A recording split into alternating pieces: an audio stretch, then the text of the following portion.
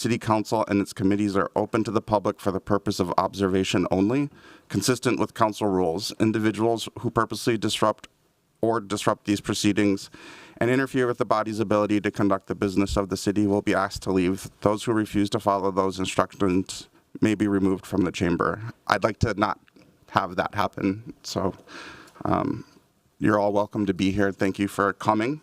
And I am the president of the Minneapolis City Council.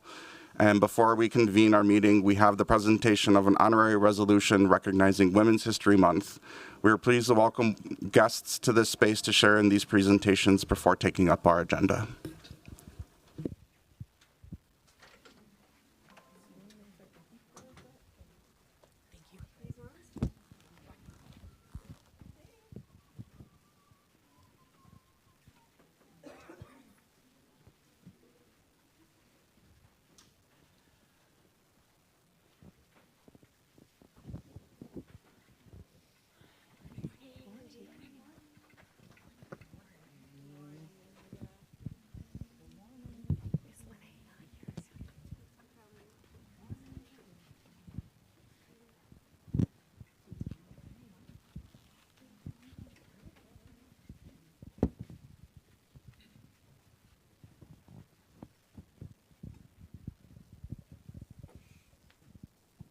Good morning.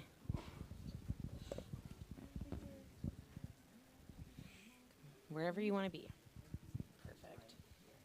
Awesome. Perfect. Yeah.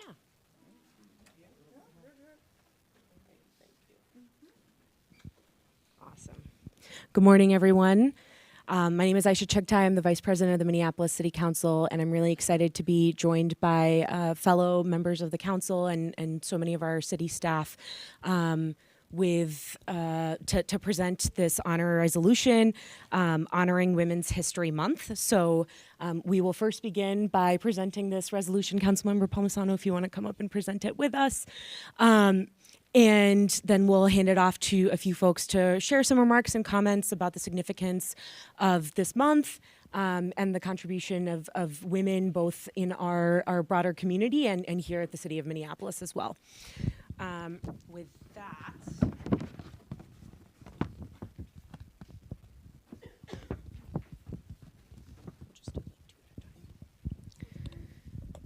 all right, honoring Women's History Month. Whereas International Women's Day, celebrated on March 8th, originated to honor women's roles in the labor movements in Europe and North America in the early 20th century and was adopted globally in 1977 as a focal point for the women's rights movement. And whereas the month of March is observed nationally as Women's History Month to recognize and celebrate the courageous women who have guided the course of our history and continue to shape and strengthen our communities, families, and workplaces. And whereas we acknowledge that the women's movement has historically left out Black, Indigenous, transgender, women of color, and women with disabilities. And it is crucial to recognize and address the specific challenges faced by marginalized groups of women in our quest for true equity, elevation, and inclusion. And whereas there is a collective need for all of us to challenge gender stereotypes and strive for diverse representation, and acknowledge that equal opportunity alone is not enough to achieve gender equality. And whereas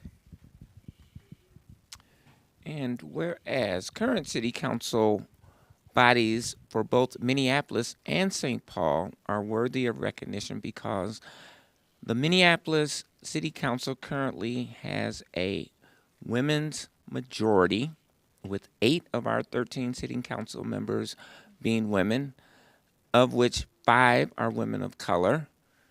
And the St. Paul City Council, for the first time in history, is made up entirely of women, with 6 out of 7 being women of color. And whereas all women leaders, regardless of their formal roles or leadership positions, it is important to address the systemic barriers and biases that impact women's advancement, both in personal and professional spheres. And Whereas the City of Minneapolis continues to support opportunities within our organization where women, especially Black, Indigenous, transgender, and women of color, are equitably represented and thriving across departments and roles,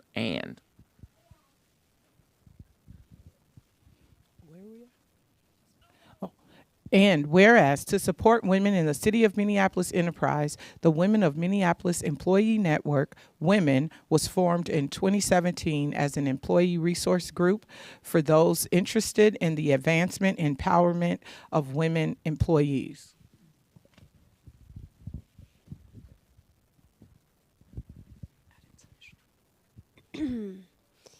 And whereas at its initial creation, the Women Employee Resource Group was called the 29% Club, which was the percentage of women in the City of Minneapolis workforce.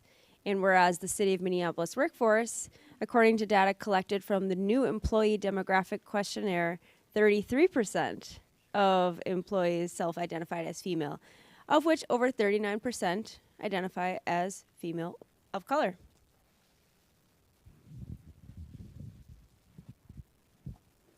Whereas the Women ERG offers city employees opportunities for peer support, networking opportunities, well-being supportive services, and whereas the Women of Minneapolis Employee Network is an invaluable resource to the City of Minneapolis and the community in providing guidance to recruit, retain, support, and empower women leaders with the city's workforce. Now, therefore, be it resolved, with Councilman Burkowski and Lene Palmisano reading it with me, that the mayor and the city council do hereby commemorate the achievements of women in Minneapolis and beyond.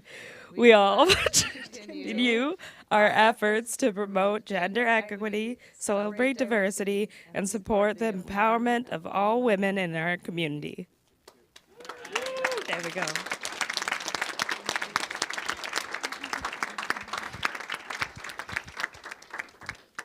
Thank you all, and we'll begin by asking some of our employees who are here today to share some remarks. Greetings, everyone. Thank you, council members. My name is Raven Nevels. I use pronouns she, her, hers. I am co-chair of the Women ERG along with Katie Champion. And we just wanted to, take a minute to thank all the women who before us created this employee resource group. As it was shared, it was formerly known as a 29% Club. And since then, the name has been changed to the Women of Minneapolis Employee Network. It's like they shared, we started out at 29% at the city and the numbers increased, and that was one of the reasons the Employee Resource Group was created, was to create this space for us to come together as women. For myself, speaking personally, it's given me opportunities that I previously didn't have, like being in this space right now and being able to speak.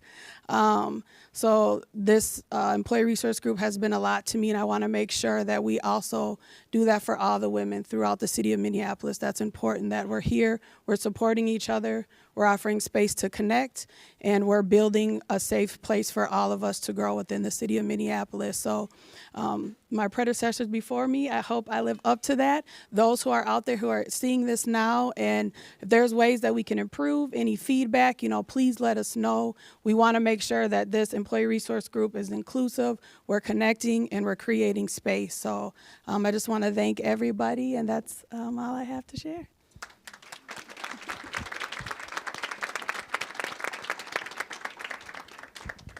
I think we're done. Thank you. We're all going to all try to get in between these two lines to take a group photo.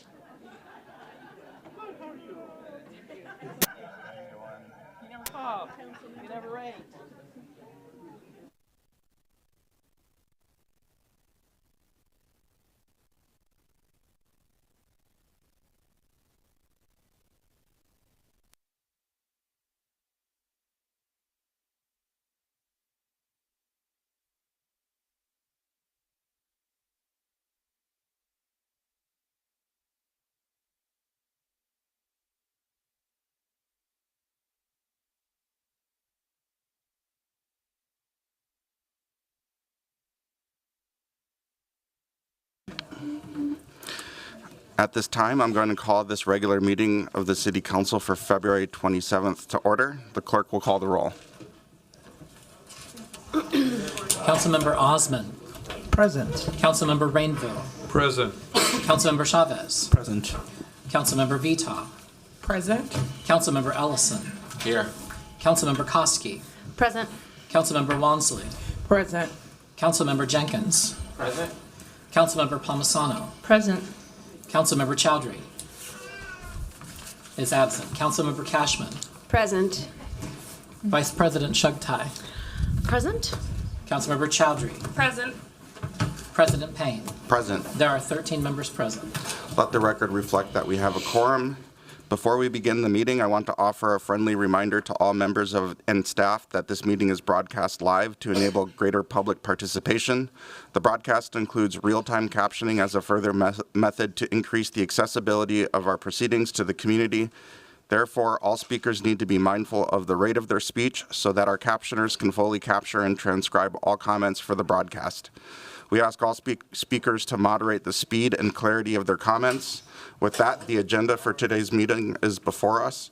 Colleagues, I'm going to propose that we move unfinished business to the top of the agenda and complete our action on consideration of Mayor Frye's veto of a legislative directive related to the George Floyd Square pedestrian plaza study, then return to complete the rest of the business on our regular agenda in regular order, starting with the reports of standing committees.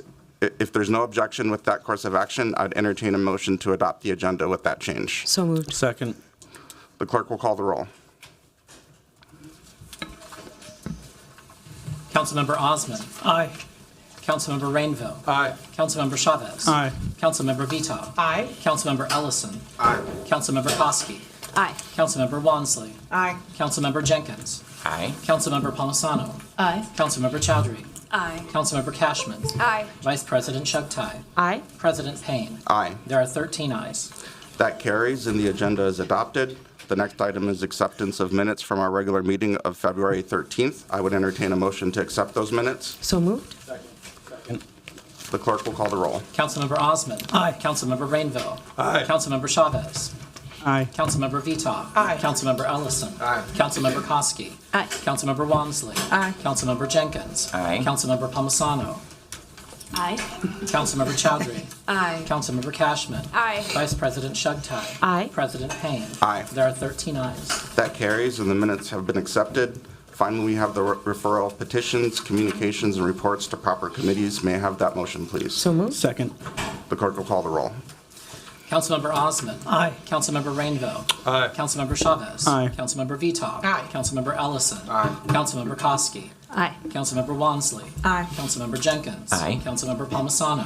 Aye. Councilmember Chowdhury. Aye. Councilmember Cashman. Aye. Vice President Shugtai. Aye. President Payne. Aye. There are 13 ayes. That carries and those matters have been referred.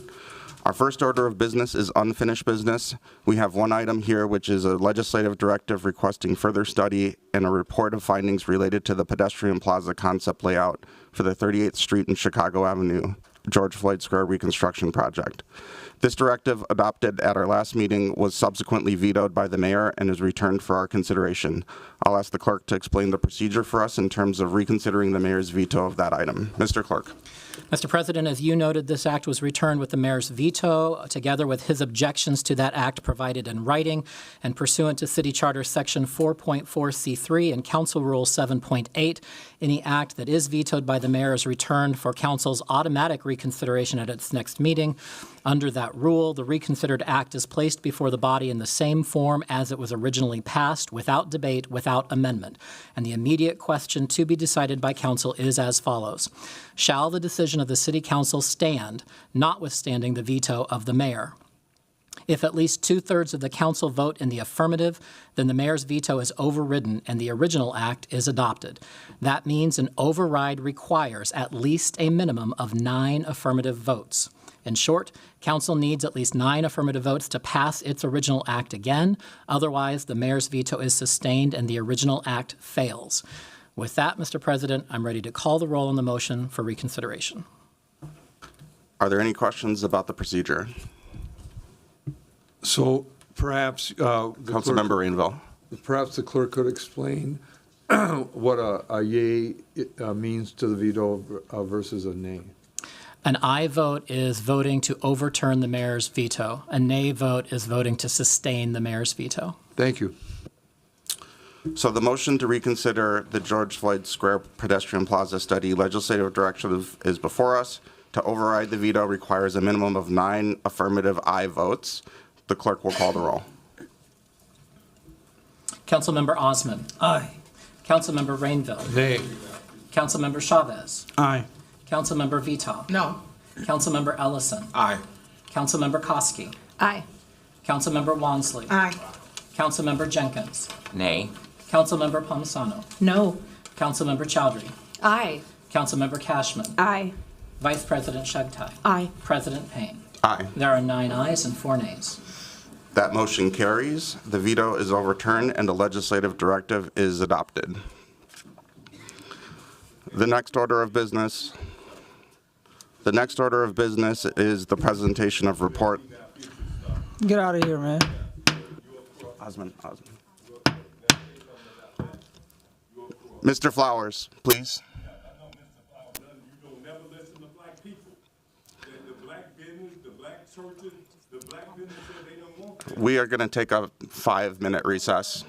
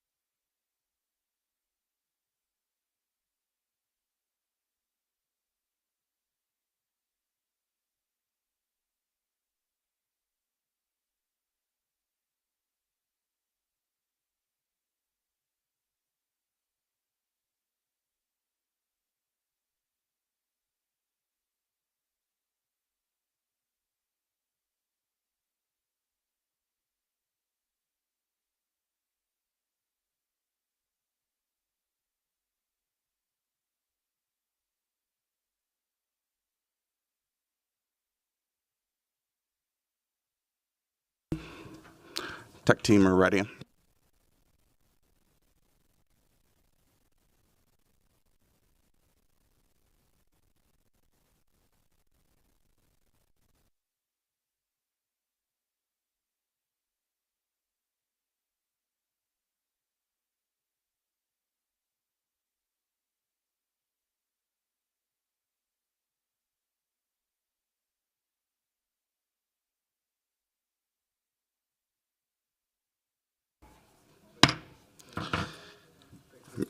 Mr. Clerk, I will ask you to take the roll to verify a quorum.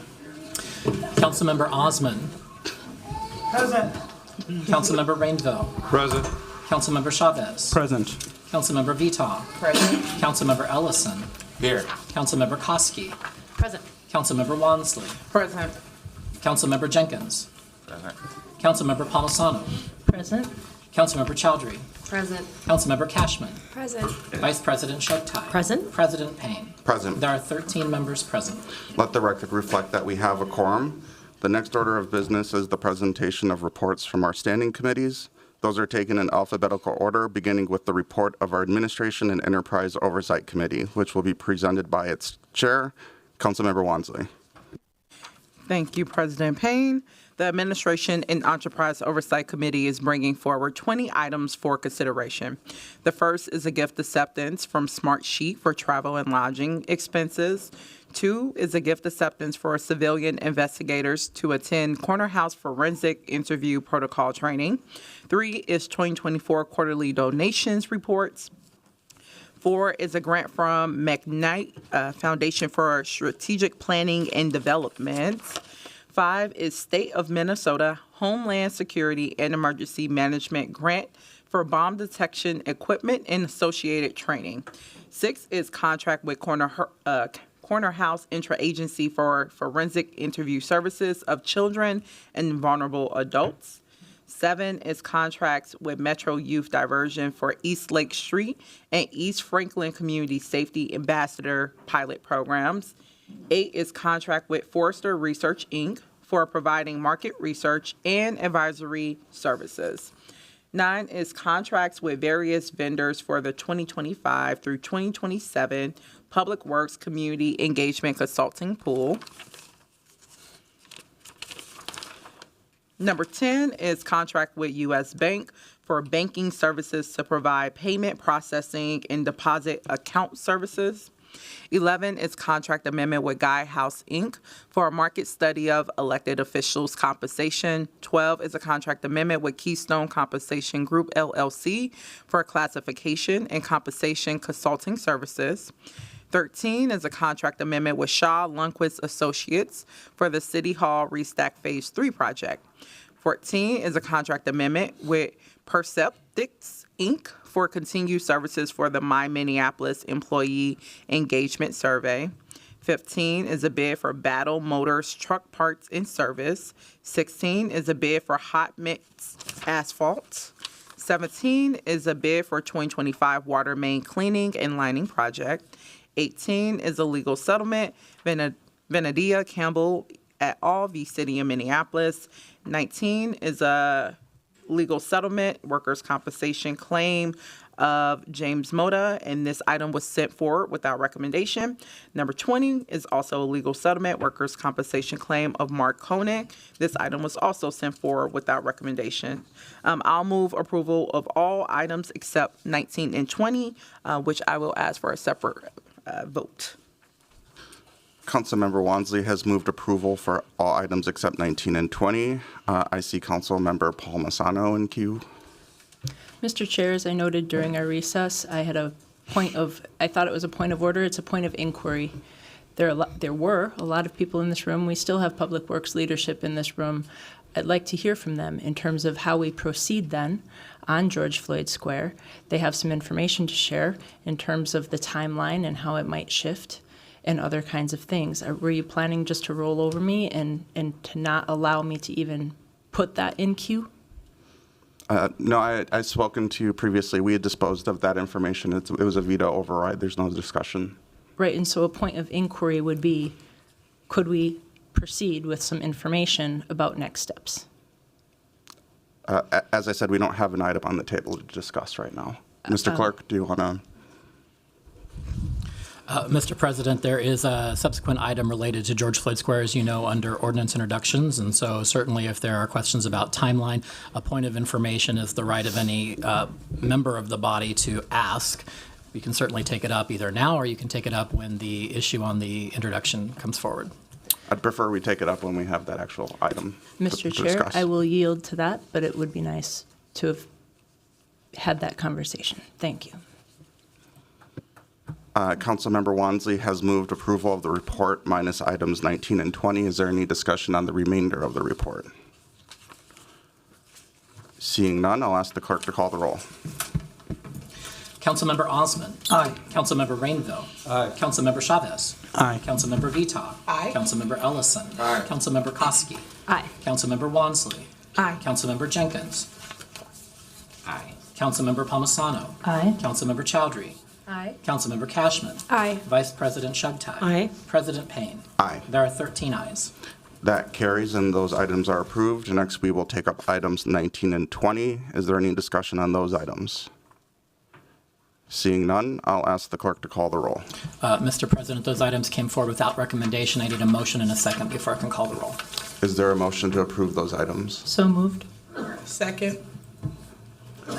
I'll ask the clerk to call the roll. Councilmember Osmond. Aye. Councilmember Rainville. Aye. Councilmember Chavez. No. Councilmember Veto. Aye. Councilmember Ellison. Aye. Councilmember Koski. Aye. Councilmember Wansley. Nay. Councilmember Jenkins.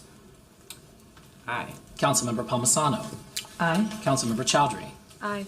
Councilmember Cashman. Aye. Vice President Shugtai. Nay. President Payne. Aye. There are 10 ayes and 3 nays. That carries and those items are approved and the full report is adopted. The next report is from our Budget Committee and that report will be presented by that committee's chair, Vice President Chugtai. Thank you, Mr. President. The Budget Committee is bringing forward 3 items for consideration. Item number 1 is approving an appointment to seat 16 for the Capital Long Range Improvement Committee. Item number 2 is a legislative directive related to procurement practices for completed solicitations and contracts under $175,000. And item number 3 is adopting findings and approving the salary schedule for an appointed position in the Human Resources Department of Director of Talent Acquisition. I'll move approval of all of these items. Vice President Chugtai has moved approval of the Budget Committee's report. Is there any discussion? Seeing none, I'll ask the clerk to call the roll. Councilmember Osmond. Aye. Councilmember Rainville. Aye. Councilmember Chavez. Aye. Councilmember Veto. Aye. Councilmember Ellison. Aye. Councilmember Koski. Aye. Councilmember Wansley. Aye. Councilmember Jenkins. Aye. Councilmember Palmisano. Aye. Councilmember Chowdhury. Aye. Councilmember Cashman. Aye. Vice President Shugtai. Aye. President Payne. Aye. There are 13 ayes. That carries and the report is adopted. The next report will be from our Business, Housing, and Zoning Committee, which will be given by that committee's chair, Councilmember Osmond. Thank you, President Payne. The Business, Housing, Zoning Committee will be bringing forward 9 items. Item 1 is a passage of ordinance amending Title 1, Chapter 2 for clarity. Item 2 is a passage of resolution authorizing additional fund to the Native American Community Clinic at 1213 Franklin Avenue. Item 3 is approving a rental dwelling license revocation for the property at 1081 14th Avenue.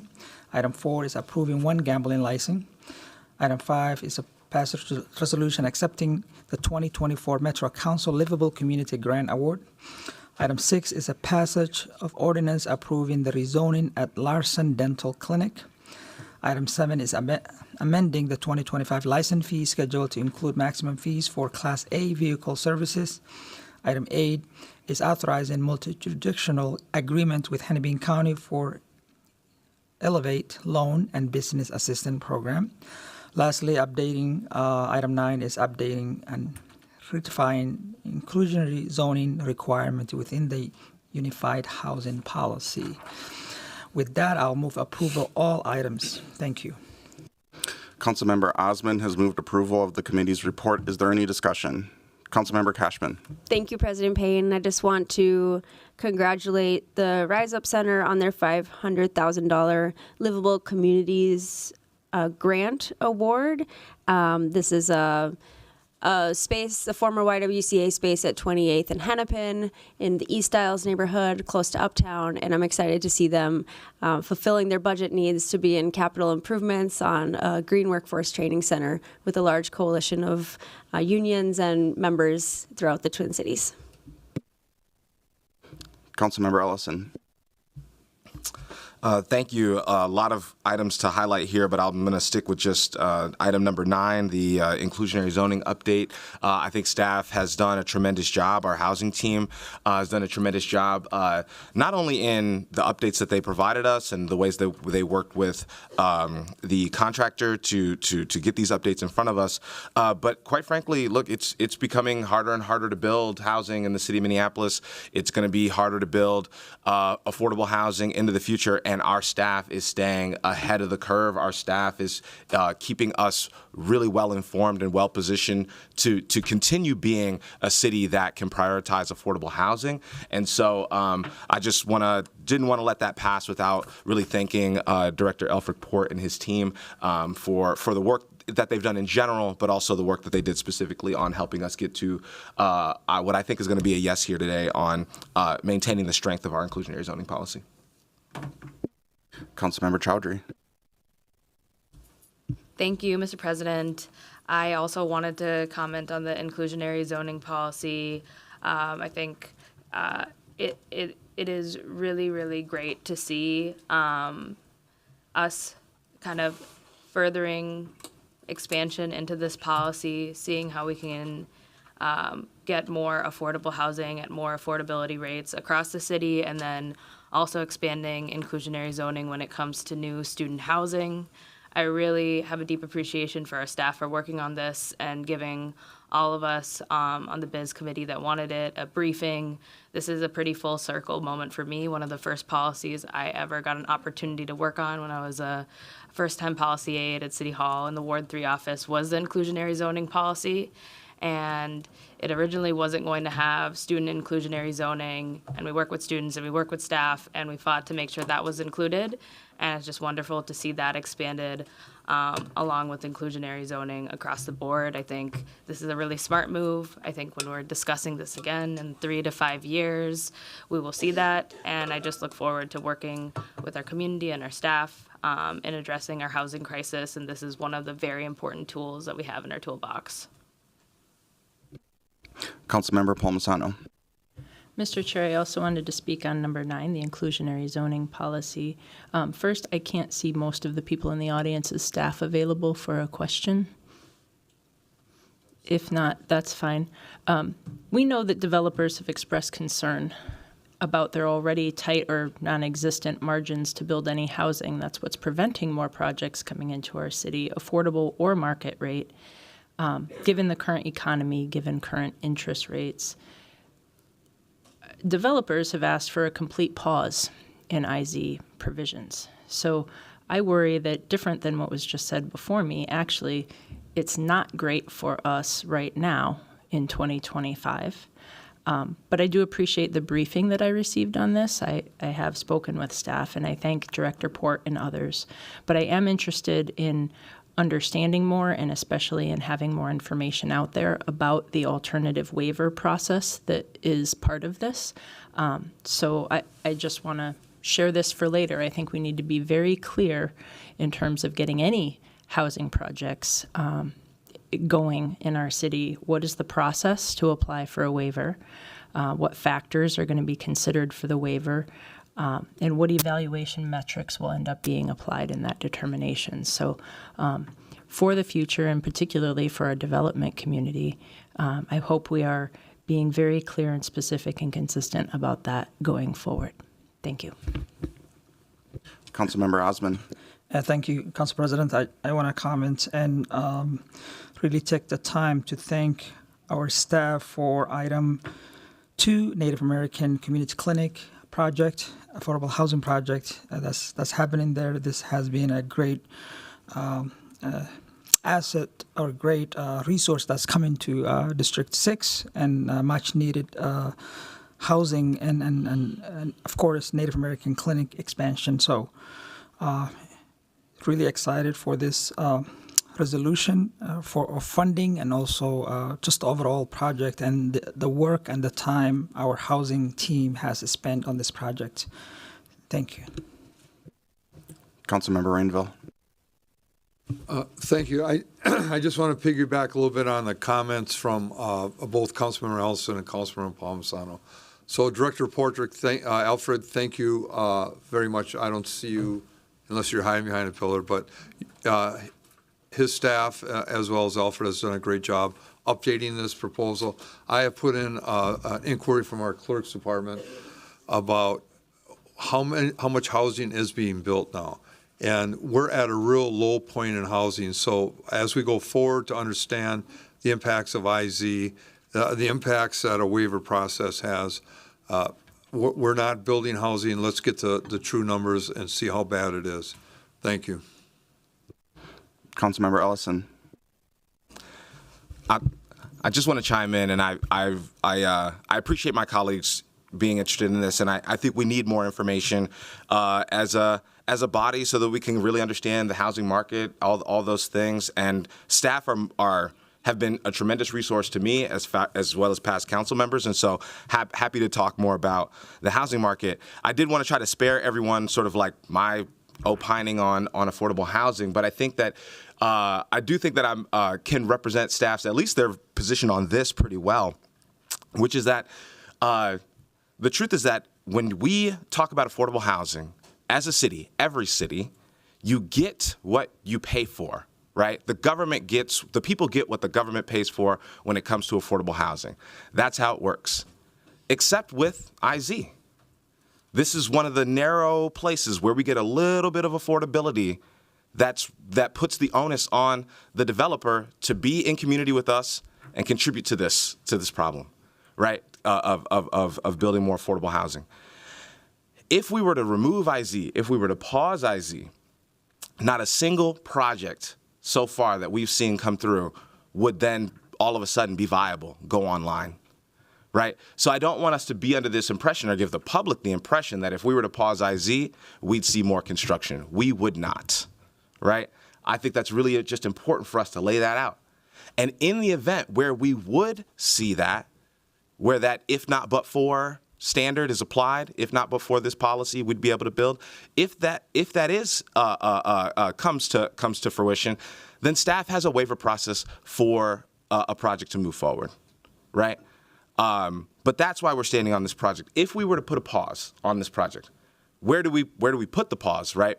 Do we go retroactive for folks who have already applied for to build buildings, right? Does this pause period, everybody applies, there's no IZ, the building won't happen. And when the market says that it's time to build, people will build, but they won't be including any affordable units in their buildings at that time. And then everybody who applied before or after the pause is going to say, hey, wait a minute, we're all building within the same window, but because these people applied during the pause, now all of a sudden they don't have to contribute affordable units to our community, to our city. That's what a pause would do.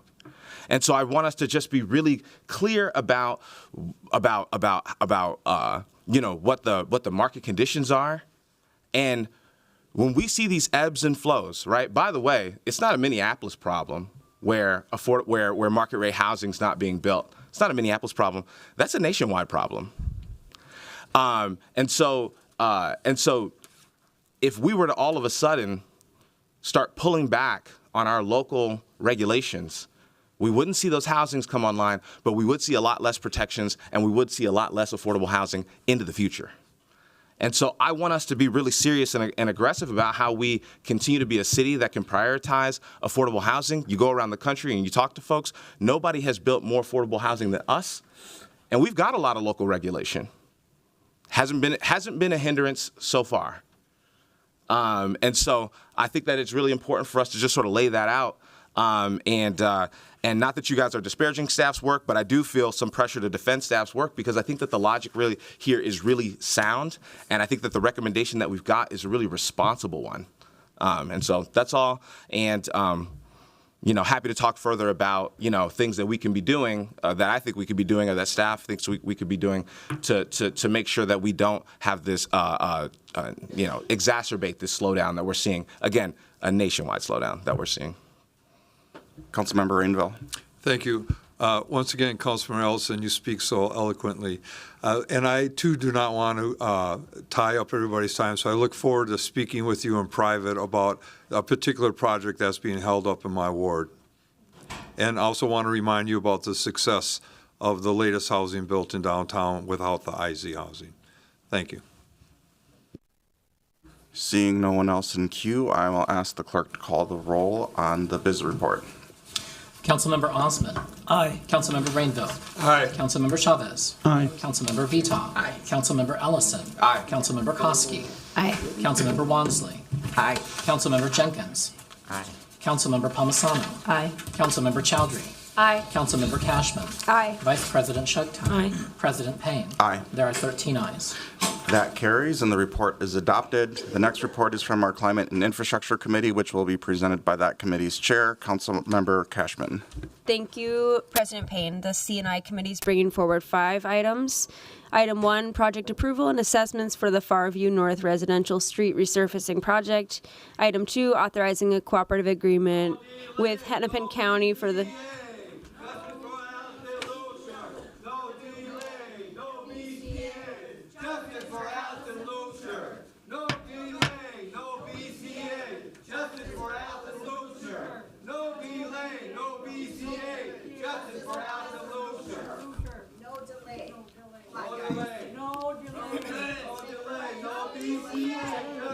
Please, let's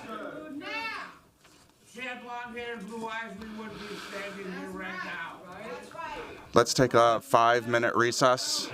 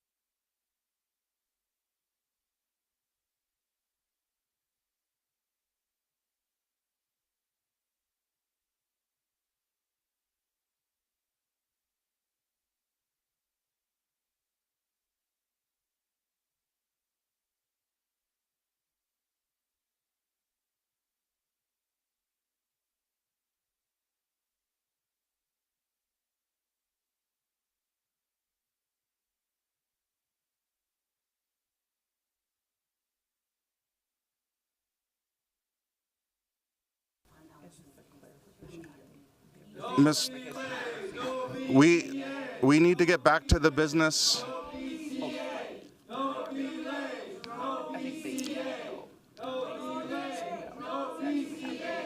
We need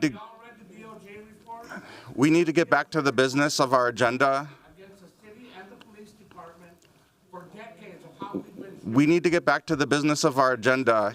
Thank you very much. Yeah, your agenda. We shouldn't be here today. This is our agenda. We're there. We should not be here today. We know each other. Those outside know you're murdered. All right, they know. But the police will not admit that they did not handle this case properly, and they're trying to play this ping pong, smoke and mirrors game, hoping we'll go away. We would like. We're not going nowhere. We would like to. We want to keep you.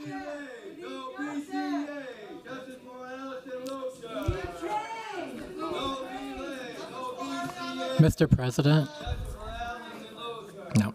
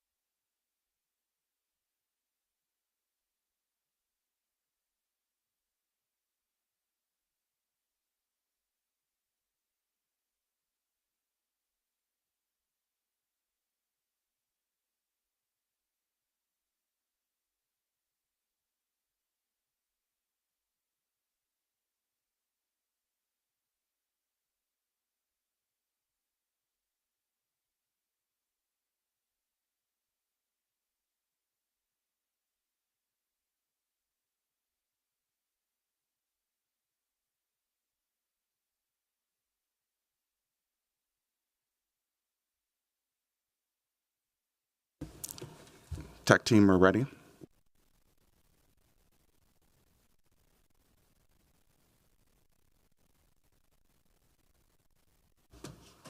I will again recognize Councilmember Cashman for the Climate and Infrastructure Committee report. We should call to make sure we have a quorum.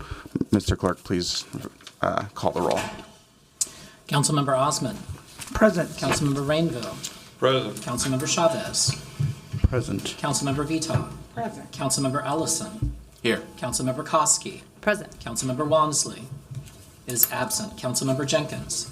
Present. Councilmember Palmisano. Present. Councilmember Chowdhury is absent. Councilmember Cashman. Present. Vice President Chugtai. Present. President Payne. Present. There are 11 members present. Let the record reflect that we have a quorum. Now I will recognize Councilmember Cashman to give the committee report for climate and infrastructure. All right. Thank you, Mr. President. So item 1, project approval and assessments for the Farview North Residential Street Resurfacing Project. Item 2, authorizing a cooperative agreement with amendment with Hennepin County for the Glenwood Avenue Reconstruction Project. Item 3, authorizing the submittal of a grant application to the Minnesota Pollution Control Agency for its Resilient Grant Program for the Oliver Avenue South Flood Mitigation Project. Item 4, authorizing license agreements for the 2025 Shared Bike and Scooter Program. And item 5, authorizing an MOU with Xcel Energy to receive utility line maintenance vegetation for Minneapolis biochar production. And I'll move approval of all 5 items. Councilmember Cashman has moved approval of the committee's report. Is there any discussion? Councilmember Rainville. Thank you. I want to speak briefly on item 4, if I may. I do see some public works representatives out in the audience, and I've had some very hopefully successful talks about this potential license agreement with the issues of scooters laying on the sidewalks. And I'm just hoping that when that is finalized, that we've learned how to manage that in a very proper way and give citizens input onto the livability conditions that these scooters have in their area. So again, thanks for Public Works for listening, and I look forward to seeing how these agreements come out. Councilmember Palmisano. I wanted to speak about item number 3. Just a quick note to say and remind others that this is the exact same area that was heavily impacted by a large city water main break exactly 2 weeks ago today. This area also has regular flooding issues. One business I spoke with is still cleaning out their ruined supplies as of yesterday, their merchandise, and a brand new van that was totaled And even yesterday, they had water seeping in from the rain and the snow melt into their building, which is not the one on the corner of 50th and Penn, but the one adjacent. So I really appreciate staff for pursuing this grant, and I support our matching dollars of, I believe, $500,000 if we should be successful. So thank you for staff's work on this. Seeing no one else in queue, I will ask the clerk to call the roll. Councilmember Osman. Aye. Councilmember Rainville. Aye. Councilmember Chavez. Aye. Councilmember Veto. Aye. Councilmember Ellison. Aye. Councilmember Koski. Aye. Councilmember Wansley is absent. Councilmember Jenkins. Aye. Councilmember Palmisano. Aye. Councilmember Chowdhury is absent. Councilmember Cashman. Aye. Vice President Chugtai. Aye. President Payne. Aye. There are 11 ayes. That carries, and that report is adopted. And the final report, Councilmember Chowdhury, would you like to be recorded as your vote on the Yes, T&I? I would like to be recorded as an aye. Without objection, if the clerks could record that. The final report is from the Committee of the Whole, which will be presented by that committee's chair, Councilmember Chavez. Thank you, Mr. President. The Committee of the Whole. Item number 1 is Safe and Thriving Communities Work Group. Item number 2 is gift acceptance from Local Progress for travel and lodging expenses. Item number 3 is emergency warming shelter funding. Item number 4 is the Boulevard Ordinance. Item number 5 is South Minneapolis Community Safety Center vendor selection, legislative directive. Item number 6 is contract with multiple organizations for youth, group violence intervention services. And item number 7 is contracts with multiple organizations for 2025 group violence intervention services. I will move items 1 through 3 for approval, move item number 4, 5, and 6 for separate discussion and vote.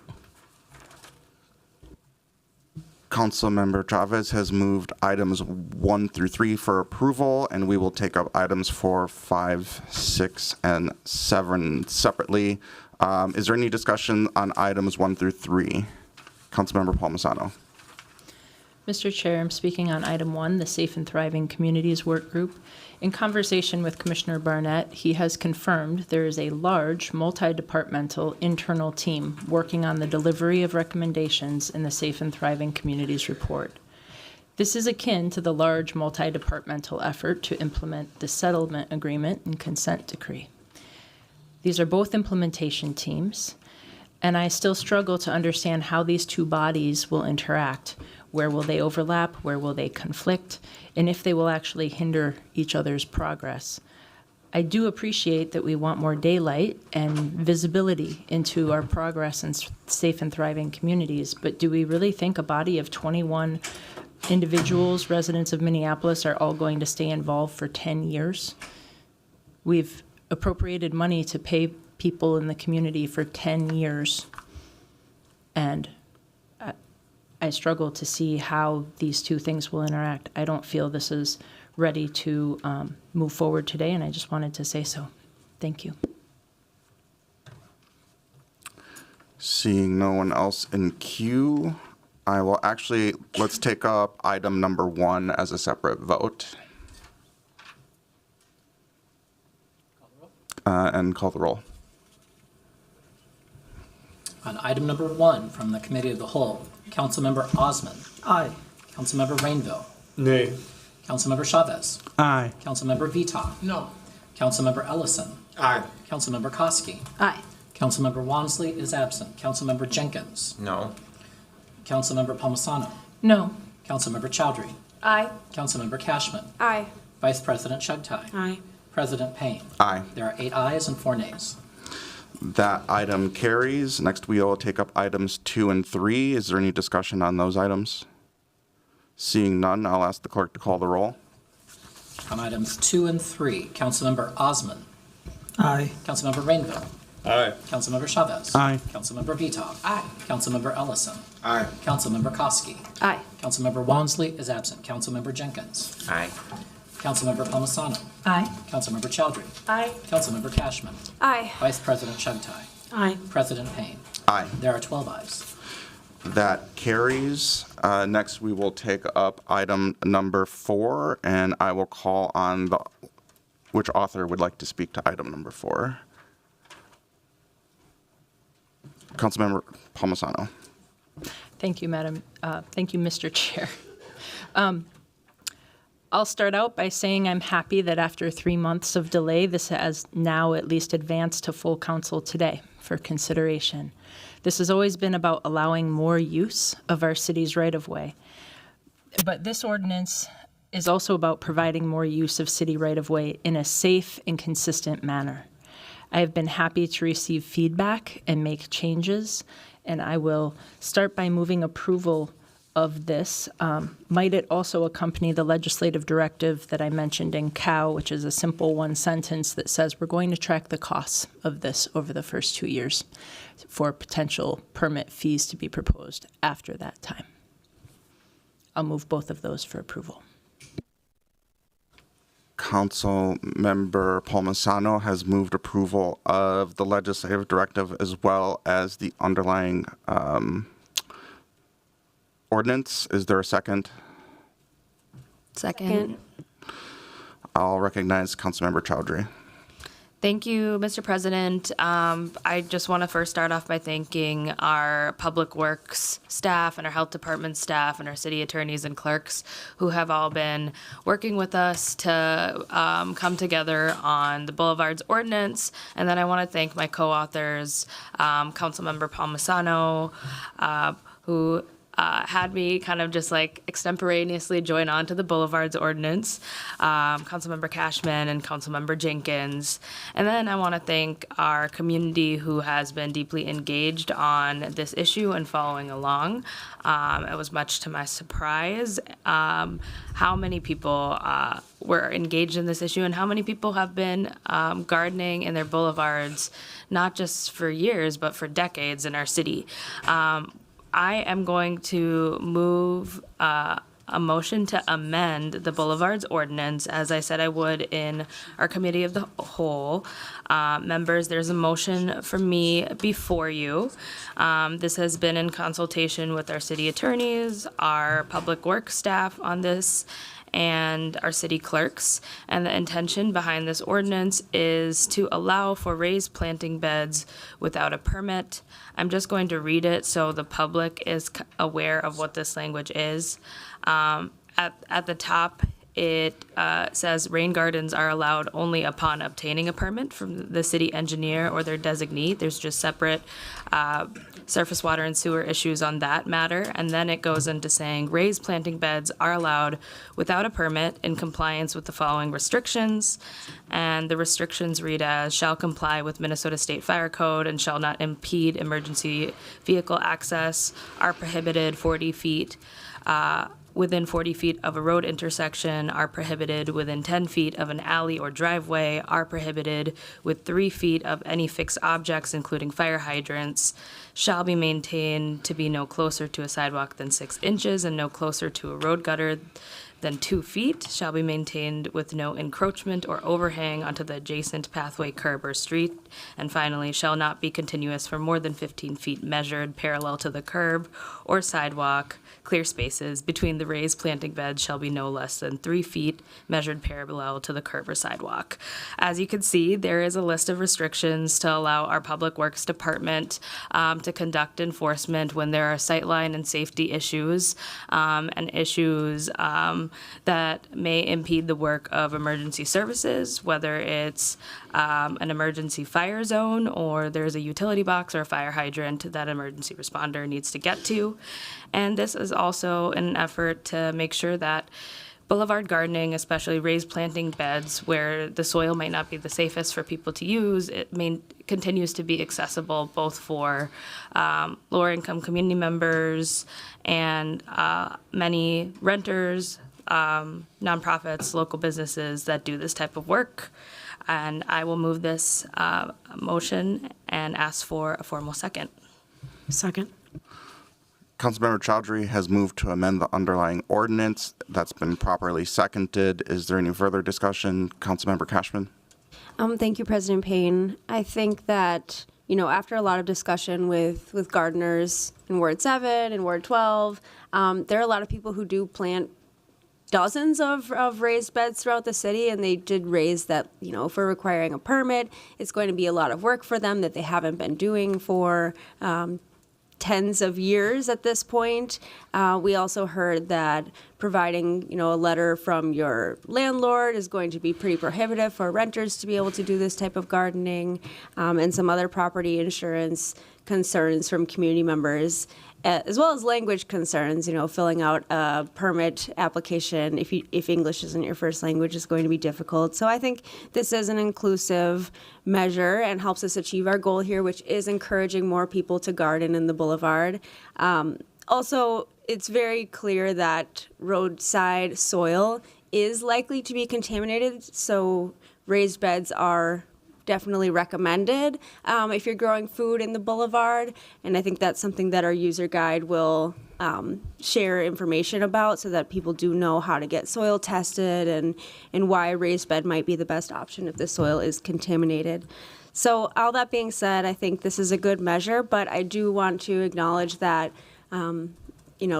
Public Works is going to be fielding 311 cases about potential hazardous or obstructive raised beds in the boulevard, and I'm more than happy to, after this growing season, to review the 311 cases and the work that they had to do to deal with any problematic raised beds, and to see if we need to adjust this after the growing season, depending on how things go this year. So happy to support this motion, and thanks for your work on it. Councilmember Palmisano. Thank you, Councilmember Chowdhury, for your efforts. As you know, I have been helpful in crafting this, but I will not be supporting this amendment, and I wanted to explain why. We've heard from city staff over and over again about the importance of having a permit for safety and access and curbside uses and insurance purposes. I feel this amendment attempts to put conditions on raised planter beds and then no longer require a permit.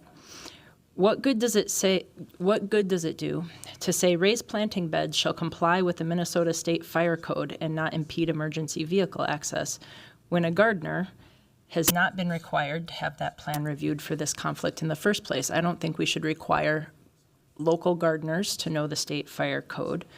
And I feel like if we're honest, all this really does is give the city the grounds for enforcement as we give away control of our city right-of-way. I don't want residents' interaction with our city to necessarily have to be on the enforcement side. There are no guardrails to keep people from putting in raised planter beds wherever they want. What is to keep a property owner or anybody from saying, I want a garden, but I don't want to put it in my private yard, which, by the way, planter boxes are always allowed in people's private yards, or their boulevard, so I'm going to put it in my neighbor's boulevard. This amendment would allow for that. If you think that sounds ridiculous, Steve Brandt, a public figure, member of the Board of Estimate and Taxation, is a humorous example of somebody particularly enthusiastic about planting up other people's boulevards. He's done this around his house in front of businesses, but unfortunately we need to have plans when we have these things to take care of it over time, to see who's going to care for this, who's going to manage this and make sure that there isn't garbage in it, and to clean it out from time to time. What is to keep a renter from putting in a raised planter bed at the site of their rental, or anywhere for that matter, and then moving away? Who is going to maintain that structure? And what happens if it falls into disrepair? I know. The liability for the planter bed in the boulevard sits with the property owner. When it falls into disrepair, the city will take corrective action and assess the property owner, not the renter, not the neighbor that put it there. And we talk a lot about equity, and we work really hard for matters of equity around here. But how is that equitable? I just don't, I can't support this amendment. I don't feel that it is equitable. I think that it unfairly puts the burden of these, of future planter beds, existing planter beds, on people who never put them there. Thank you. Councilmember Chowdhury. Thank you, Mr. President. Thank you, Councilmember Palmisano, for your perspective. I just want to take a second for appreciation on how just like city specific this issue is and how Parks and Rexian it is in nature. It's kind of fun to just get to focus in on something like this. And I appreciate your comments. I disagree with them. I think this is a matter of it's going to be a matter of how council members want to vote on this issue. Where I'm landing is I feel like a $50 fee is really prohibitive for many individuals to even get a raised planter bed, especially if they are trying to put the money into gardening. And a lot of people who are doing Edible Boulevard's work are trying to get fresh, nutritious foods for people who need them in food deserts. That's the work that's happening here.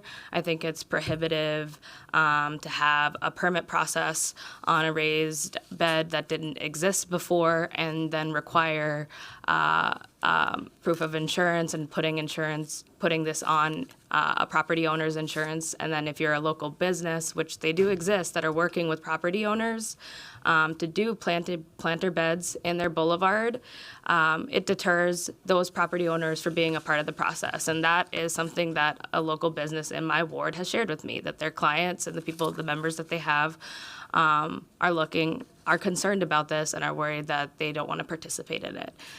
This also cuts out renters. I think as a renter myself, I'm a really good renter. I keep in touch with my property manager. I talk to folks, but I do know that it would be a very steep climb for them to say, yep, we can do a planter bed, we're going to put it on our insurance, and we have to sign off on this thing. I could probably get an agreement with them as a neighbor saying this would benefit from the community, and I think that's what we should encourage. And I'll also just say, like, renters aren't the only ones when they move that are all of a sudden like leaving planter beds. I think a renter personally, because of the cost of it, would probably want to take it with them to their next spot. We also know that this doesn't preclude homeowners that decide to sell their home and go on to the next house. They could also leave a planter bed in disrepair. And so I just wanted to call that out. I don't think that's a renter specific thing. And yeah, the place that I've landed is I think a permit and a fee would just be overly prohibited. We would lose a lot of the people that are currently doing gardening. And I think it is wise for us to look at the 311 complaints that we get this next growing season, see how much that all costs, and make decisions based off of that data to determine what are the issues that we're seeing with raised beds. And I'll just note for my colleagues, these restrictions are in line with what's already within the ordinance when it comes to height restrictions and sight lines for just the height of vegetation in certain spots. So with that, I ask my colleagues for their support on this motion. Seeing no one else in queue, I will ask the clerk to call the roll on the Chowdhury amendment. Councilmember Osman. Aye. Councilmember Rainville. Aye. Councilmember Chavez. Aye. Councilmember Veto. No. Councilmember Ellison. Aye. Councilmember Koski. Aye. Councilmember Wansley. Aye. Councilmember Jenkins. Nay. Councilmember Palmisano. No. Councilmember Chowdhury. Aye. Councilmember Cashman. Aye. Vice President Chugtai is absent. President Payne. Aye. There are 9 ayes and 3 nays. That carries, and that amendment has been adopted. Next, I will recognize Councilmember Cashman. Okay, thank you, President Payne. So, colleagues, there's also another couple of amendments in front of you. Just really want to thank Grace from Homegrown and Don and the team from Public Works for working with me on this language directly in response to the feedback that we got from community members. The first one is just striking the word weed because there was a lot of confusion about what is a weed. So now this will say 3. The growing and planting of any plant with thorns, spines, or sharp-ridged parts or similar noxious weeds is prohibited. So this clarifies that thorny plants are not going to be allowed, and noxious weeds, like stinging nettle, for example, will not be allowed. So we're not trying to, decide exactly what a weed is and isn't here, but just declaring which plants are not going to be allowed to be grown in the public right-of-way. The second amendment is a result of some questions that we had about where you could actually source the mulch that we were suggesting to use, and the search turned up with not any Minneapolis stores being able to provide that. And so in order to be more inclusive of Minneapolis stores like Wiseacres and I think other, similar gardening stores in Minneapolis, this amendment states that natural, double ground, or double shredded hardwood mulch free of dyes and other treatment is allowed to cover the ground between vegetation clusters for up to 6 feet, measured parallel to the curb or pathway without a permit. This is also in response to gardeners who were wondering, you're requiring this type of mulch, but we're not sure where to get it. So this actually clarifies that and confirms that businesses here in Minneapolis that are close to us are providing this product and that it will be accessible. And again, the whole mulch issue is to ensure that we're not clogging up our stormwater drains or polluting our water with toxic or otherwise not healthy mulch types. So ask for colleague support with both of these amendments as well. Thank you. Council Member Cashman has moved an amendment. Is there a second? I'll second it. Council Member Jenkins. Thank you, President Payne. I guess I'm curious as to who will oversee whether people are planting weeds or using the right mulch. Like, how will we know that, and who will we talk to about it? Because we don't have permits now. So how are we going to enforce if somebody plants weeds or thorny bushes and all of those things? Councilmember Cashman. Really good question. This will be enforced by 311 complaint. So if you are a neighbor and you are walking down the sidewalk and you see a thorny bush or an otherwise noxious weed that you are impacted by, you're more than welcome to make a 311 complaint. That will then get routed to the health department and the public works department to decide how to enforce it. Just like any other, obstruction of the public right of way that gets enforced through the city. So we're relying on neighbors to have knowledge of plant life, et cetera, to be able to then report it to 311. Yeah, one thing that I really appreciated, I think it was Jeff who said in the public meeting that we had earlier this week, is if it's not a problem, it's not a problem. So, this won't be enforced unless there is an issue. So if there is an issue, then we have enforcement mechanisms, but we're not going to, create a bureaucratic rigmarole process in advance. So they'll also determine whether it's double shredded mulch, et cetera? The homegrown department will be creating with Public Works a user guide that'll be coming out quite soon to give all of this advice to people who want to plant in the boulevard, and it will be listed on the city website. So all of that advice, this is advice. This is the type of mulch that we're advising in our ordinance that people use. Again, if people are using other types of mulch, that can be enforced through 311 complaint or wood chips. I have to say, I hate to disparage, but that sounds ridiculous to me, honestly. I understand that this is a very specific language, and again, we're being responsive to the experts in our community who brought up this concern with us, that are expert boulevard gardeners and want to be able to do it in the best and most environmentally friendly way.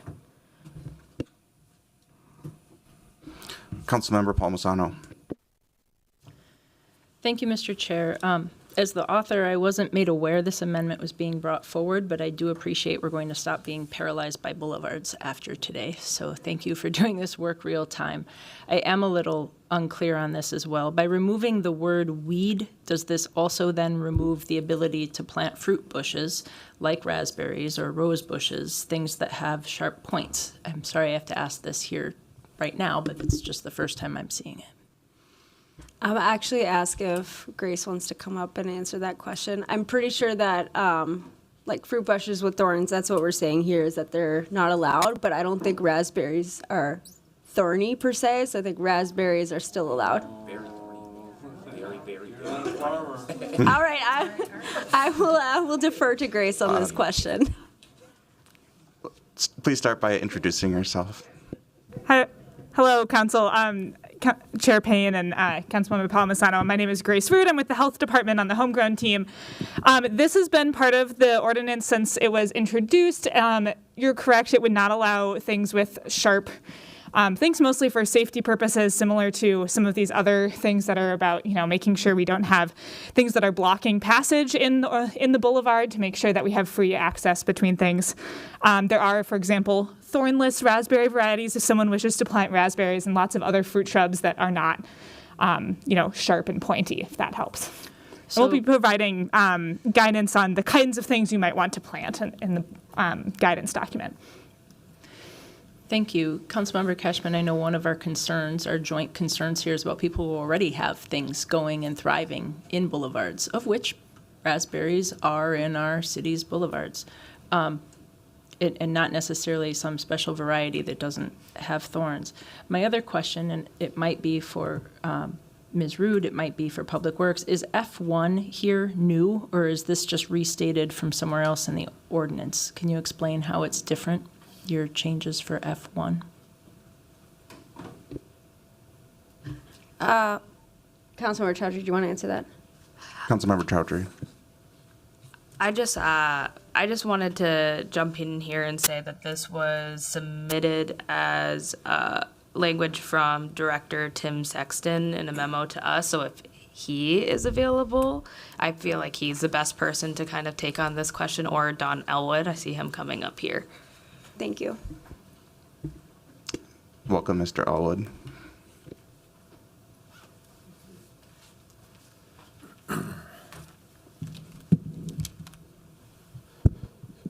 President Payne, members of the council, my name is Don Elwood. I'm the Director of Transportation Engineering and Design. I want to make sure I understood the question.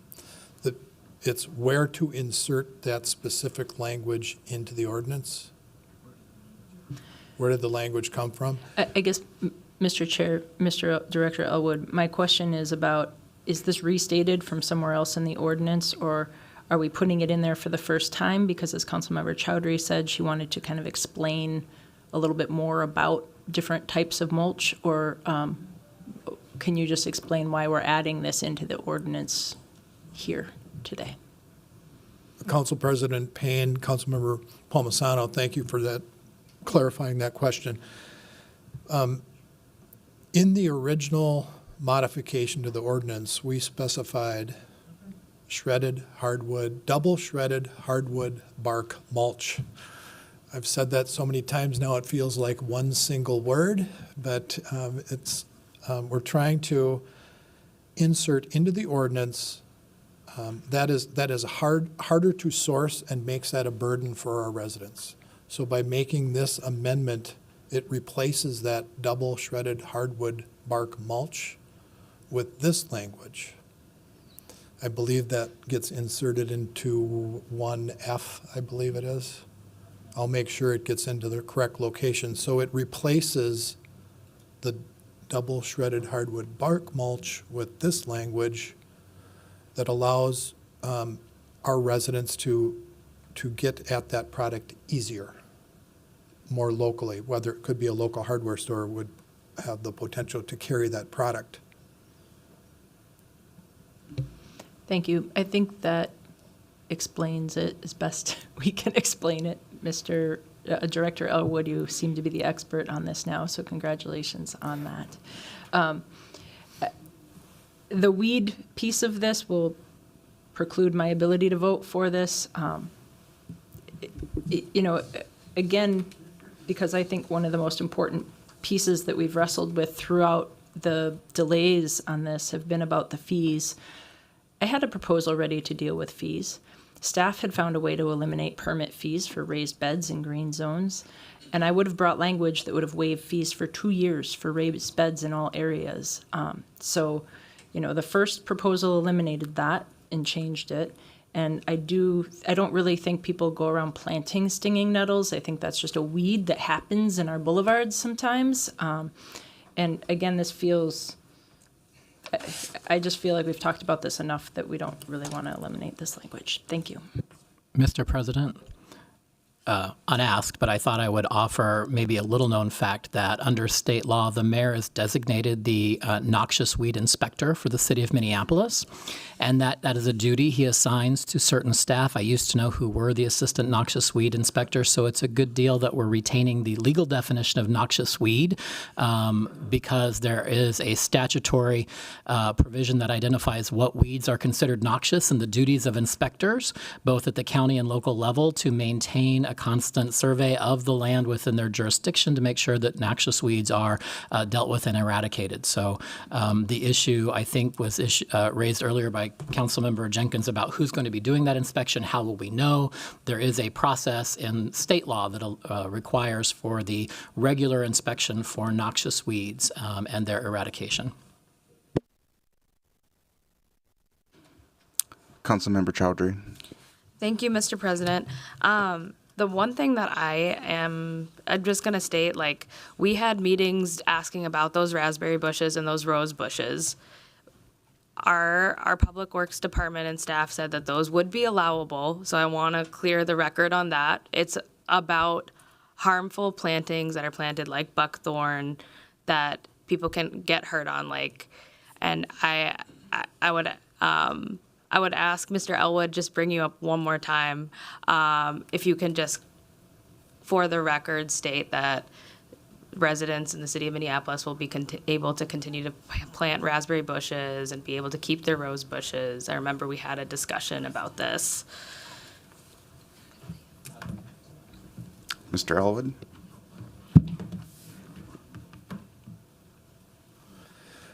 Council President Payne, Councilmember Chowdhury, thanks for that question. Yes, simple answer is yes. We'll still be able to plant those in our boulevard. We will address many of those items with the user guide. Earlier we mentioned, I try to keep in mind what the overall objective is with why we're making these changes. The objective is to allow our residents to plant food in the boulevard. And I think this achieves that objective. So yes, those raspberry bushes would be allowed. Thank you. And I think the language that clarifies that, just in conferring with our city attorney, is similar noxious weeds. So the noxious context of a thorny plant. CAO, did you want to clarify that? Through the chair. Yeah, Council President. So what I'm understanding is the interpretive intent of this is that the list, plants with thorns, spines, or sharp ridged parts. What you're trying to get to when you say or similar noxious weeds is that whole list before are intended to be examples that would be regulated if they are classified as noxious weeds. Is that what the intent is? Council President Payne, that is correct.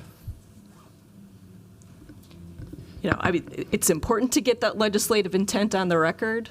If there is there are ways that this could be written more clearly, but it's important to articulate for this body that is what the intent is of this language, that in order to fall into a weed, all of these things are noxious weeds is sort of the classification, and these are examples of noxious weeds.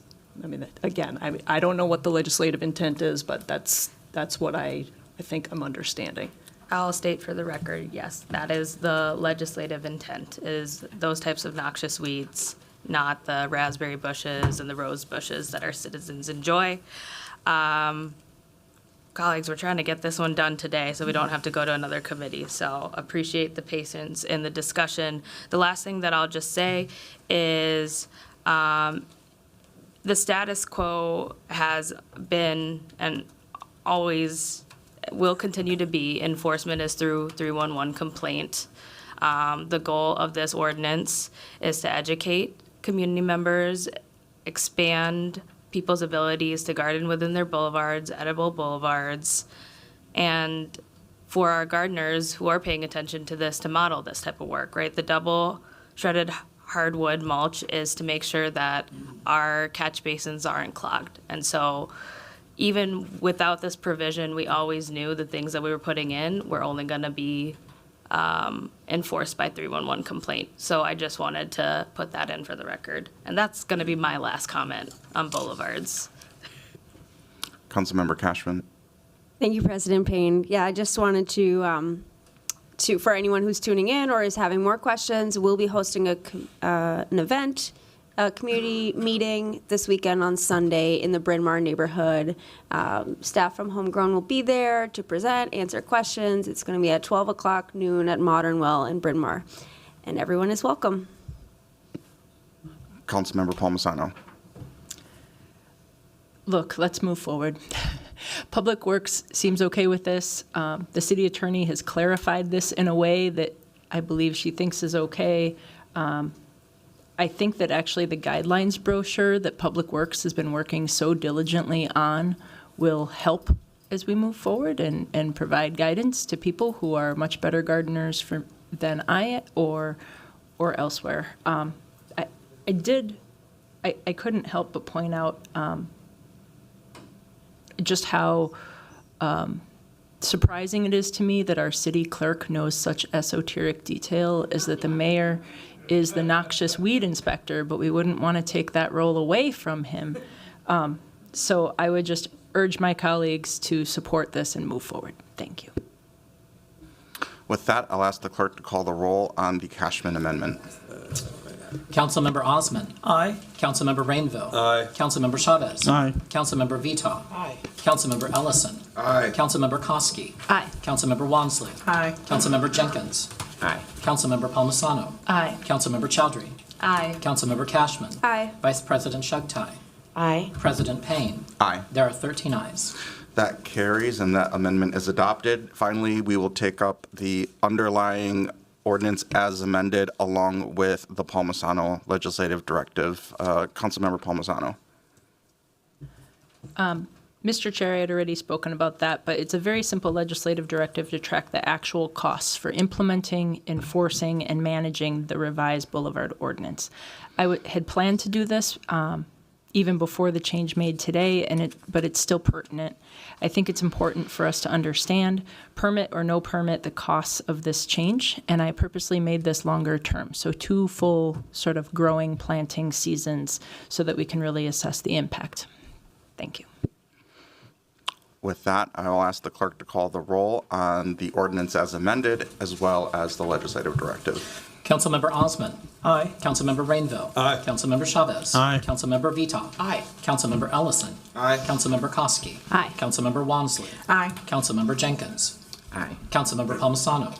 Aye. Councilmember Chowdhury. Aye. Councilmember Cashman. Aye. Vice President Shugtai. Aye. President Payne. Aye. There are 13 ayes.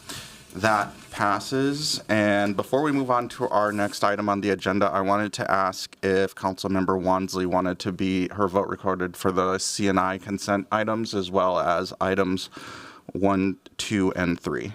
That is correct, yes. I Without would. objection, Mr. Clerk. Before we just say without objection, on the CNI, I'm assuming that's an aye. Yes, that's an aye. And then on cow number 1, is that an aye or a nay? That's an aye. And then cow 2 and 3 is an aye? Yes, aye. Thank you. Next, we will take up item number 5 on the cow agenda. Is there any discussion? Seeing none, I'll ask the clerk to call the roll. Councilmember Osman. Aye. Councilmember Rainville. Aye. Councilmember Chavez. Aye. Councilmember Vito. Aye. Councilmember Ellison. Aye. Councilmember Koski. Aye. Councilmember Wansley. Aye. Councilmember Jenkins. Aye. Councilmember Palmisano. No. Councilmember Chowdhury. Aye. Councilmember Cashman. Aye. Vice President Shugtai. Aye. President Payne. Aye. There are 12 ayes and 1 nay. That carries. And finally, we have items 6 and 7. This was forwarded from Cal without recommendation. I'm going to actually make a motion to refer this back to Cal. We had some pretty extensive discussion on this item. One of the points of contention was the state of the contract and whether it was finalized. And I have two issues that I would like to be addressed by the time that we come back to the vote on that in Cal. I would like that contract to be finalized with the language ready to be signed, whatever those terms are. And I'd like those terms to include outcomes. What are the outcomes, not the data that we're measuring from the vendors, but the outcomes that we are holding this institution to as it relates to the success and effectiveness of this program. So I would like to see very concrete information included in the RCA, whether that is a collaboration with procurement and OCS or otherwise. I'd like to see those details before we take that item up, and I'd be happy to approve it once we have that level of detail. I want to thank Director Lake for getting the additional information that we did request. Again, that information was very grounded in the data that we're receiving from vendors, but I would like to see what are the outcomes we are holding ourselves accountable to as an administration as it relates to the effectiveness of that contract. And if there's a second for that. Second. Is there any discussion? Councilmember Jenkins. Thank you, President Payne. I am I'm curious what happens to the organizations that are being in negotiation with. When will these contracts be realized? Thank you for that question. I think what we learned during committee is that those contracts are not finalized right now within the administration. So the negotiation isn't just between the administration and the vendors. They're still figuring out the details within the administrative processes with procurement before those contracts are finalized. And so we want to make sure that that work is finalized before we're taking up a vote. Is it? I thought we heard the other day from Ms. Lake that it's common to negotiate these contracts with the vendors after the approval, right? So, and I'm suggesting that we actually have those details finalized before we're asked for a vote. Thank you. Councilmember Palmisano. Mr. Chair, earlier in this meeting, we approved nearly $600,000 in contracts for East Lake Street and the East Franklin Community Safety pilot programs, and I didn't hear a peep of discussion about RFP and selection process for those contracts. Why those are okay to sail through, but we continue to pick apart the process, the selection, and suddenly a focus on metrics for these other kinds of GVI and YGVI contracts is surprising to me. The Safety Ambassador program is a pilot program, something new. So why no scrutiny there? The Neighborhood Safety Department put together a good process, and they've made very transparent selections. We need to believe in our professional staff.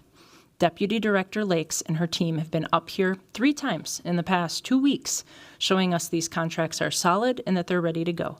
They have gone over and above the call of making sure these contracts are ready to go. It is frustrating and frankly angering that we have dragged this out so long. I don't feel we can continue to delay this or we will end up with a disruption in service. I am in support of approving these contracts and letting these vendors prepare for a start date of April 1st. I would like our city staff to be able to move forward toward that effect. I believe I heard a question in there that I think I might be apt to speak to, and I would say that we should have this level of rigor for all contracts. And I'd like to see those changes going forward, especially with our RCAs. So I welcome that level of scrutiny across the board in this institution. Councilmember Cashman. Thank you, President Payne. I'm also concerned about the timing of pushing this back a cycle and the ability for them to be able to start this work on April 1st. I mean, avoiding a gap in service is a shared goal among us. So I am curious. I'm actually trying to look at the council calendar for like if this was moved back to Cal and then comes back to council another cycle, can you answer for me like timeline around when it would be approved? This would give the ability for those contracts to be approved on March 14th, prior to the April 1st deadline. And so we were asking for those details to be finalized prior to that deadline. Okay, so March 14th still gives them 2 weeks, so I did want to make sure that we're understanding that. But, you know, I think that the conversation that we're having about whether we want to have performance metrics for all of the contracts and vendors that we select, I think that is an ideal that we should strive towards. But the point is well taken that we don't do that level of rigor for every single contract that we deliver, whether it's in the biz committee, you know, doing Great Streets development, business development grants, but in this case, this is about a safety service that we're trying to really support and get off the ground. And I think that's why we're giving it such a level of scrutiny, is because we care about its success. So I want the community to know that that's why we're holding ourselves as an institution so accountable to what are the outcomes we want to achieve through this work, because we care. We want it to succeed. I think that's a shared goal among us as well. That's all I wanted to say. Councilmember Rainville. Thank you. I have a question of our city attorneys. So we're asking staff to do these contracts different than we've asked other contracts. Is that, how does that fit legally? Madam City Attorney. Sure, Council President, Councilmember Rainville. So my understanding, and the department can tell me if I'm wrong, is that, you know, the sort of the practice of the city is, you know, there are different points in time that departments bring contracts before the council. Sometimes they bring them earlier on, sometimes they bring them after they're fully negotiated. There's some flexibility there. My assumption with these is, you know, because the April 1 deadline, you know, in order to get the contract fully negotiated, then come before council, like there's some added time there. So if you get the contracts approved a little bit earlier, finish your negotiations, then you don't have to come back to council. You've got that authority, and then you can just push go when the contract is fully negotiated. So, you know, the department can certainly speak for themselves about about their timing and why they chose to come before council when they did. But that's my understanding is, you know, departments do come at different times depending on the circumstances. Okay, thank you. And I do have a question. Thank you for coming up. And if you could just explain to what this delay would do for a seamless transition. President Payne, Councilmember Rainville. So this would affect the programs, because when we're planning the process, we factor in the RCA process coming to council for approval. And as I mentioned previously, it's not uncommon for departments to come before council without a contract being fully finalized. And so we did not factor that into the timeline that we have. We're still negotiating with the vendors. As we mentioned in the email, the boilerplate language is there, but there's additional things that we still need to work on, such as the budget, right? When vendors propose their budget to us, oftentimes there's not a cap. And so we have to ensure that we negotiate with the vendor so that the budget aligns with what they're being awarded, but in addition to that, to ensure that it meets the goals of the program. So that would push back the timeline. I don't think I'll be able to have the contracts negotiated by that date. Thank you. Councilmember Wansley. So I wasn't finished. So I'm not going to vote for this because of the delay, and we should not be micromanaging our staff. We should rely on their expertise. This is just another example of poor leadership. Thank you. Councilmember Wansley. Yes, thank you, President Payne. I just wanted to offer some clarification too, based off of a presentation we received from Performance Management and Innovation in the Administration Enterprise Oversight Committee that actually is doing what is being asked of the Neighborhood Safety Department. Specifically, since Councilmember Palmisano referenced the safety ambassadors, in that presentation, it lists that for the Safety Ambassadors program pilot specifically that we just also approved earlier in this agenda, both Director Harrington of OCS, as well as PMI, worked to incorporate performance-based contracting metrics. And not only that, it says this on slide 11, those metrics were included in the Community Safety Ambassador RFP. So if this department within OCS was still able to do this for the Community Safety Ambassadors pilots that we approve, again, having very clear, transparent metrics that shows, again, what are we getting for our money? What is the outcomes? How are we reducing homicides using this very critical service and program? If we could do that with safety ambassadors that's not even focusing on that, it makes absolutely no sense why our own neighborhood safety department that is in charge of a program that is doing that work, why they wouldn't be able to include that information in their RFPs. And this is something technically, if this is something we've already been doing, shouldn't extend the deadline. If you all already have metrics that you say you're working to develop with our technical assistance providers, those seem to be very easy to include in the language that I believe you shared with some council members, not all, around those reporting, monthly reporting requirements or that you're looking to integrate into the contract. So this is essentially saying that unless, once again, if the barrier is we just don't have staff in the neighborhood safety department who can collect the data, which from my understanding we don't. Same as we don't have a program manager for YGVI and GVI who will also support in the collection of this data. So all those key infrastructure pieces are missing anyways for the data collection, but that is not to say that we do know other departments is literally doing this in other RFPs that we just considered. Councilmember Chowdhury. Thank you, Mr. President. I just want to start off by saying that the function of the council is oversight. The reason why contracts come before us is so we can have an oversight discussion. It's like, that's why we get to vote on it. Otherwise, we wouldn't be voting on it.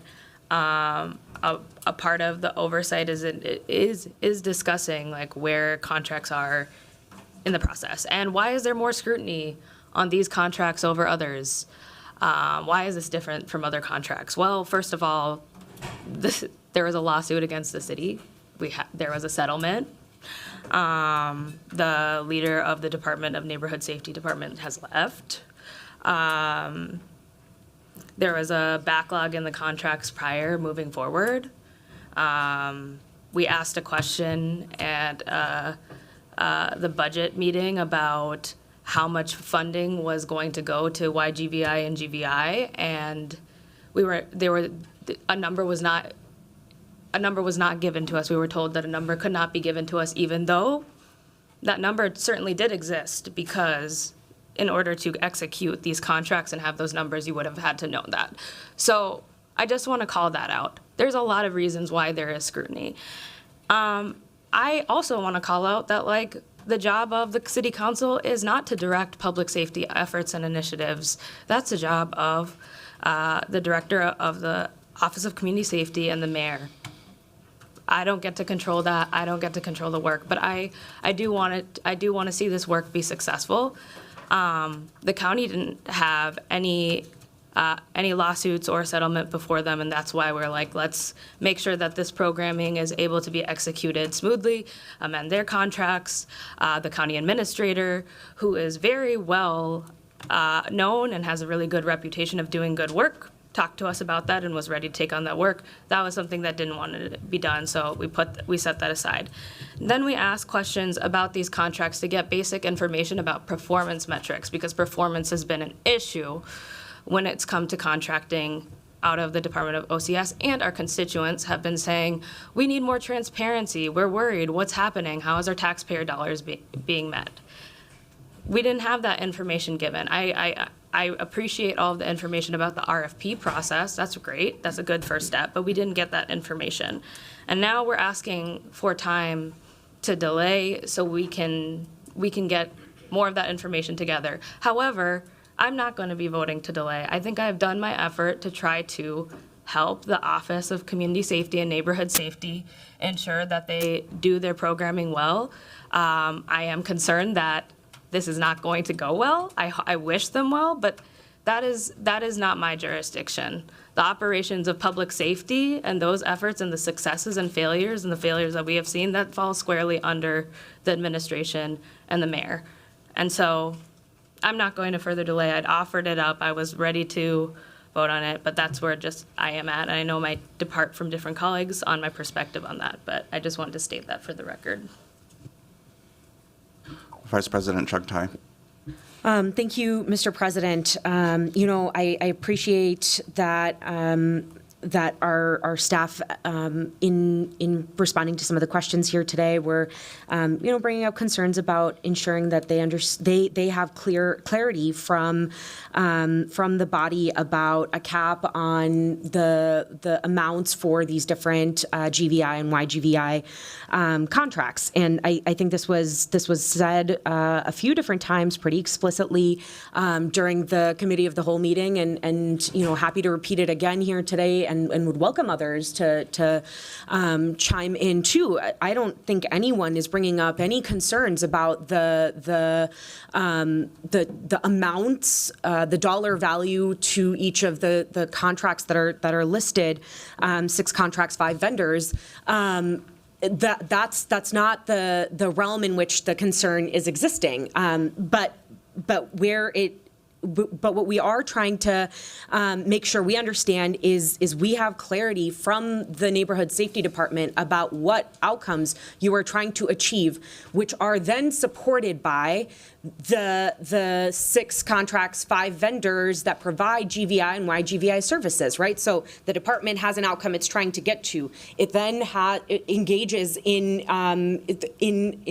contracting with vendors to provide services that ultimately support those big picture goals. That's the information we're really trying to get from you. We're trying to make sure that we are receiving more baked in contracts. I appreciate RCA deadlines can be a challenge, and especially when you have a tight deadline that you're working with, that April 1st deadline to prevent any disruption of the delivery of services.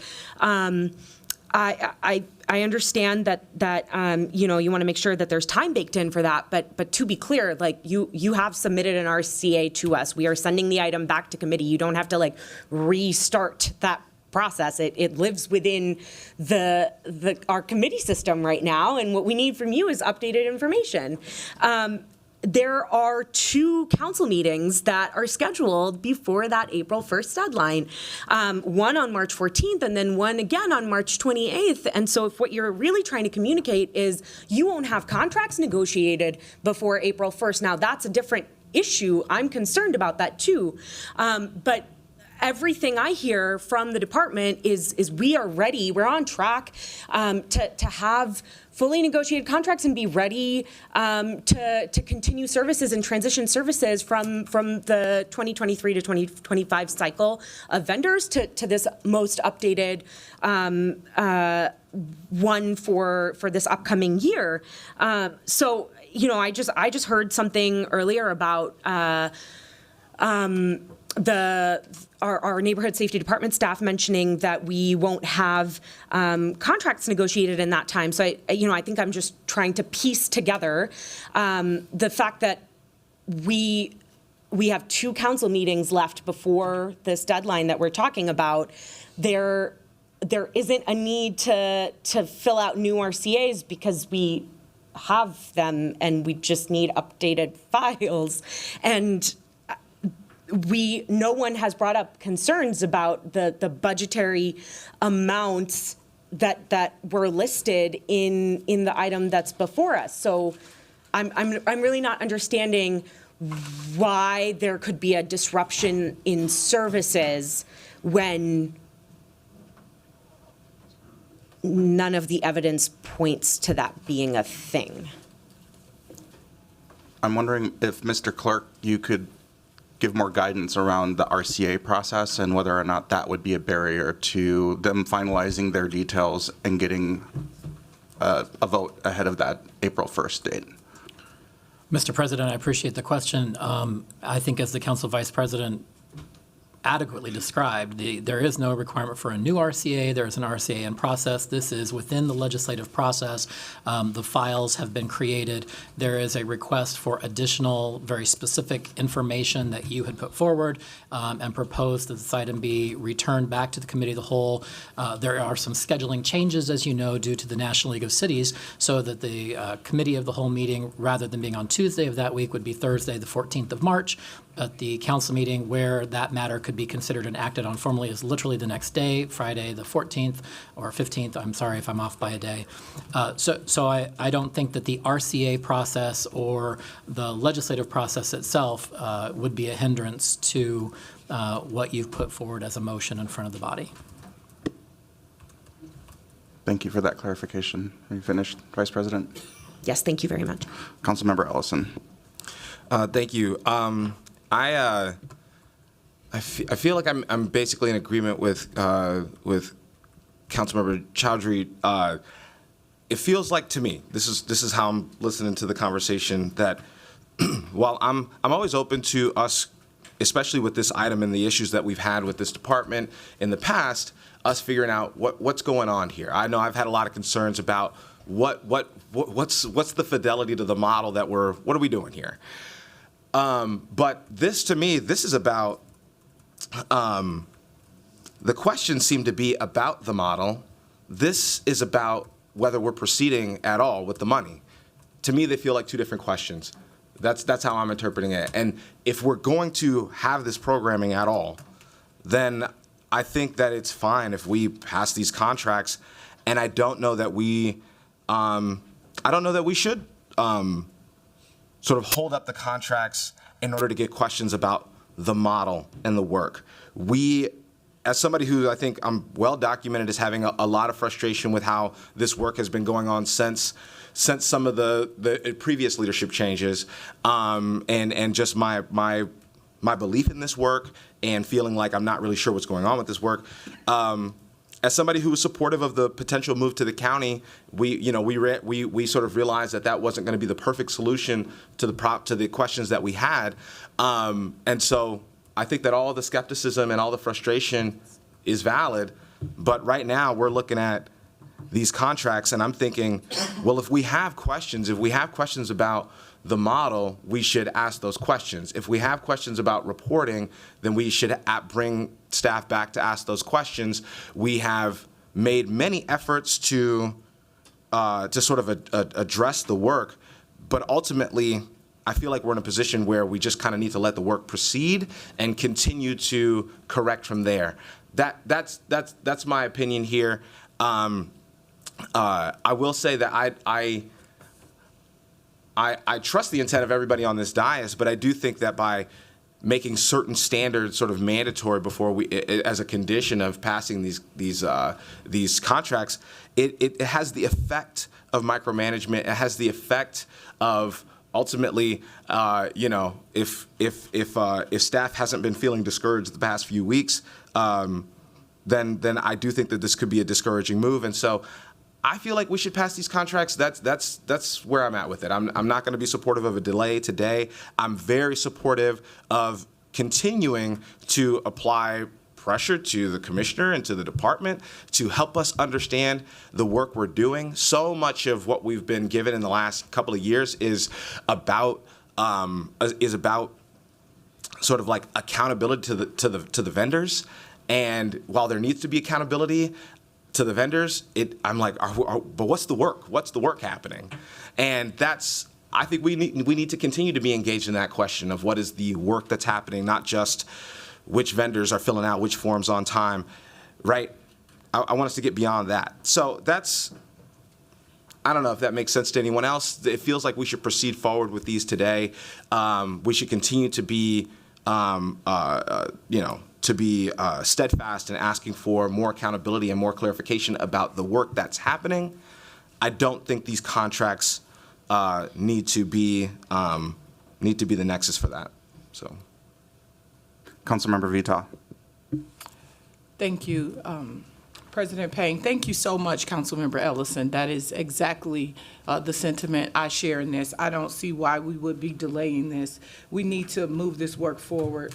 I know how important it is for us to make sure that this work keeps moving, because spring is upon us. If you go outside, you can see the weather is shifting. We may have another snowstorm between now and official spring, but we need these services. We need to make sure there's no lapse. No lapse. We know that once the weather shifts, that there's going to be a great need for these services. And I just want to make sure that I remind my colleagues and the general public that this is not violence interrupter services. This is not Minneapolis. This is GVI and YGVI services that have a very different meaning than what I feel like the general public thinks is happening here. I really think there's been a lot of confusion around what we're voting on here. There's no reason for us to delay in this vote. It's totally fine for us to be critical. This feels extremely micromanaging, and especially because you don't need procurement during the negotiations. Like, there's work that can continue to be done if you as a council member have specific needs or questions or concerns, but making sure we have contracts in place and people ready to work. I just think of the vendors who are previous vendors, the amount of stress this delay has on them with the unknown. There are people who've been doing this work that want to continue doing this work, that have a roster of folks that they are servicing, and to have to watch these conversations publicly play out, and you're doing the work, you're waking up and doing the work every single day. The morale issues that causes for people, and the relationship. We talk about trust a lot on this council. The way you break trust is by not believing in people. And there are people who show up and they do this work every day, and they're believing in us to have their backs and to make sure that they have the financial support that they need to continue doing this work. I believe in the work that they're doing. I think that the department is doing a good job at trying to make things better for all of us. And so I really hope we move this forward today and vote on the work. We're voting on the work. We're voting in favor of our city having services. Councilmember Rainville. Thank you. So prior to the vote, I just want to acknowledge Commissioner Barnett and his staff. I want to thank you. This level of accountability, transparency, this is the highest we've ever had. When I started 4 years ago, I voted against these because we did not have that level of transparency and accountability with the last staff we had. You and your staff have brought this forward. I thank you very much. Let's move forward and get this behind us. Thank you. Thank you, Councilmember Rainville. I'm not seeing, Councilmember Koski.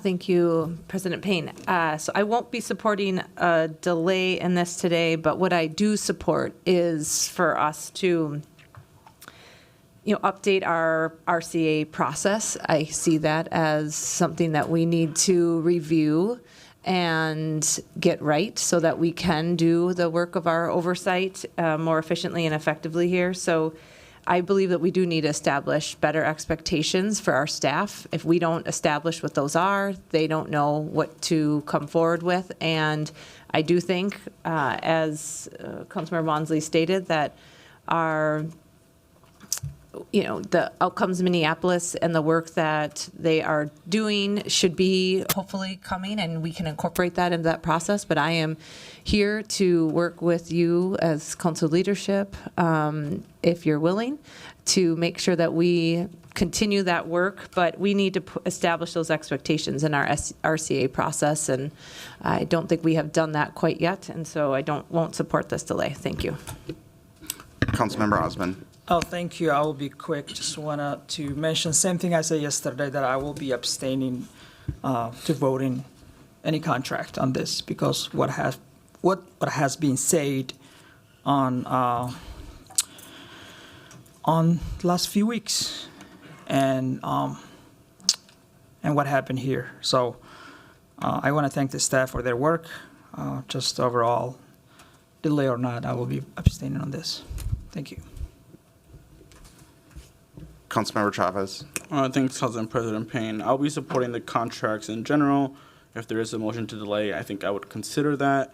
I do want to be clear for the public, though. There is a government structure in place. The executive of the city is the mayor, and if there is mismanagement, which there is within the Neighborhood Safety Department, that is on the mayor and the mayor himself. So there are many concerns in this department that need to get fixed, that need to be addressed, and that is up to the mayor, and he needs to fix those issues in the department because it is now impacting our violence prevention services, our YGVI, GVI contracts. It is impacting the services that we deliver as a city that our residents need in general.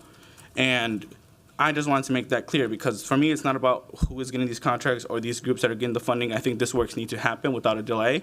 It just needs to happen. It is important because it is impacting our residents.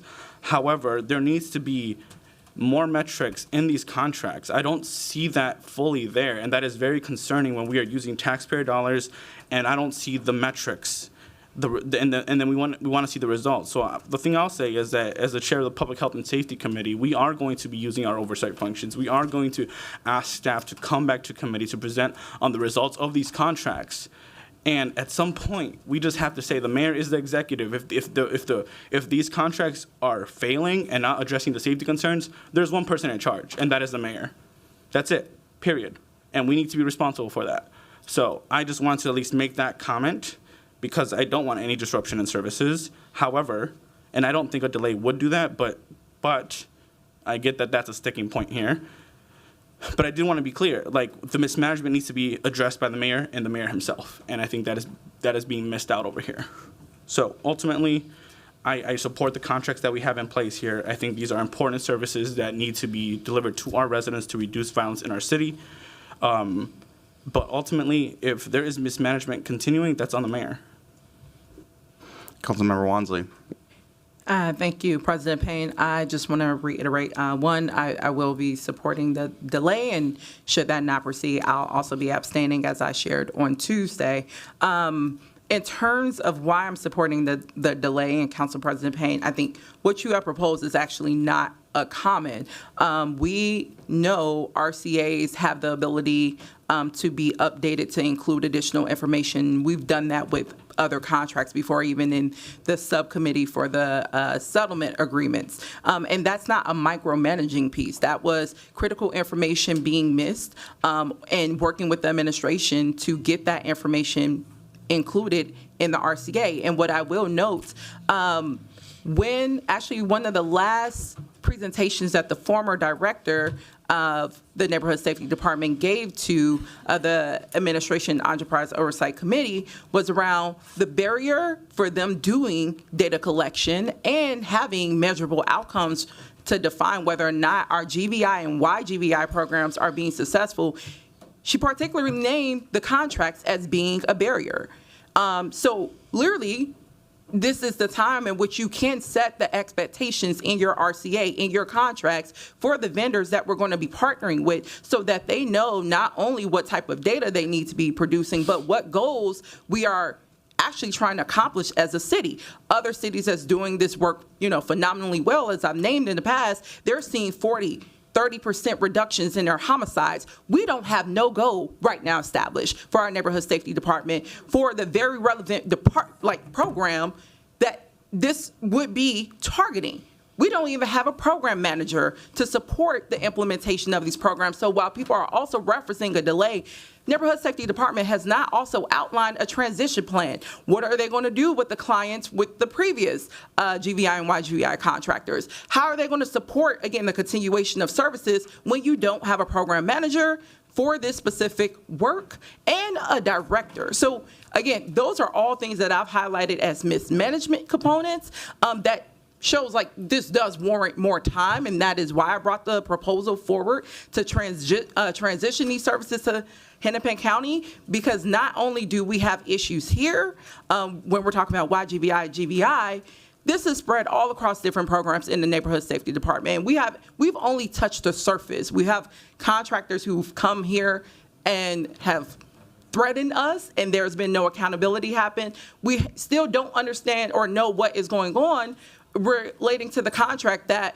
was given out to potentially the partner of the former director of neighborhood safety. So all those components, like we do not know what's going on, and there's been no answer from the administration around what corrective actions are going to be put in place. But I just want to at least name, this is not uncommon in terms of what we're proposing, in terms of having RCAs be updated with actual outcomes so residents know, okay, we should anticipate these services to actually keep our residents safe and our young people safe in these specific ways. And that is currently missing.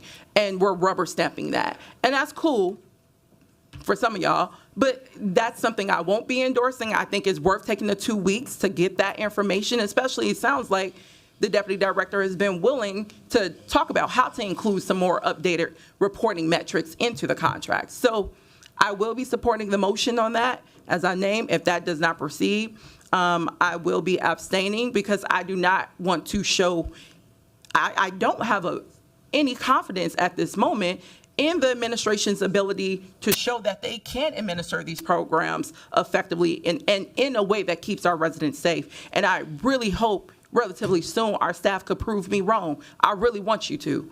And I hope that's a challenge. But thank you. I'll be supporting this motion. Seeing no one else left in queue, I will ask the clerk to call the roll on the referral of items 6 and 7 back to the committee of the whole. Councilmember Osmond. Abstain. Councilmember Rainville. Nay.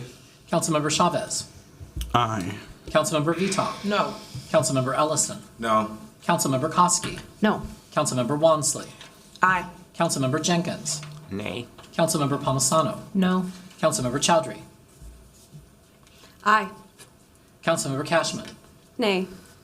Vice President Shugtai. Aye. President Payne. Aye. There are 5 ayes, 7 nays, and 1 abstention.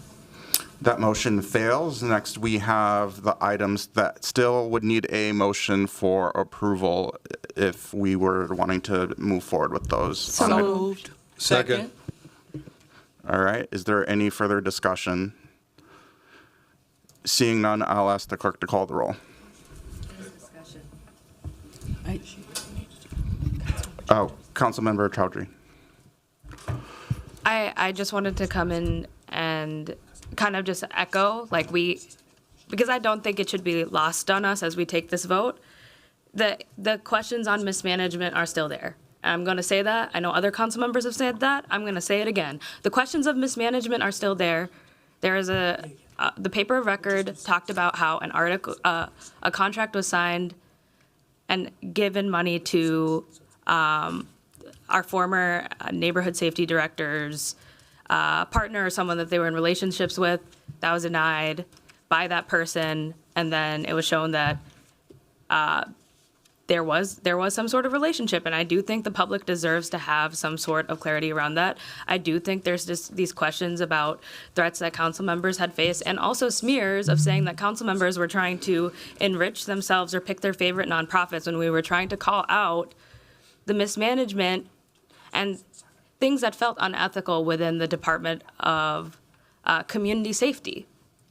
I think the public should hold our city accountable to that. I think the public should hold the mayor of our city accountable to that. And I also don't want to rubber stamp these without those answers available. It doesn't feel right. So I will also be abstaining today from these contracts.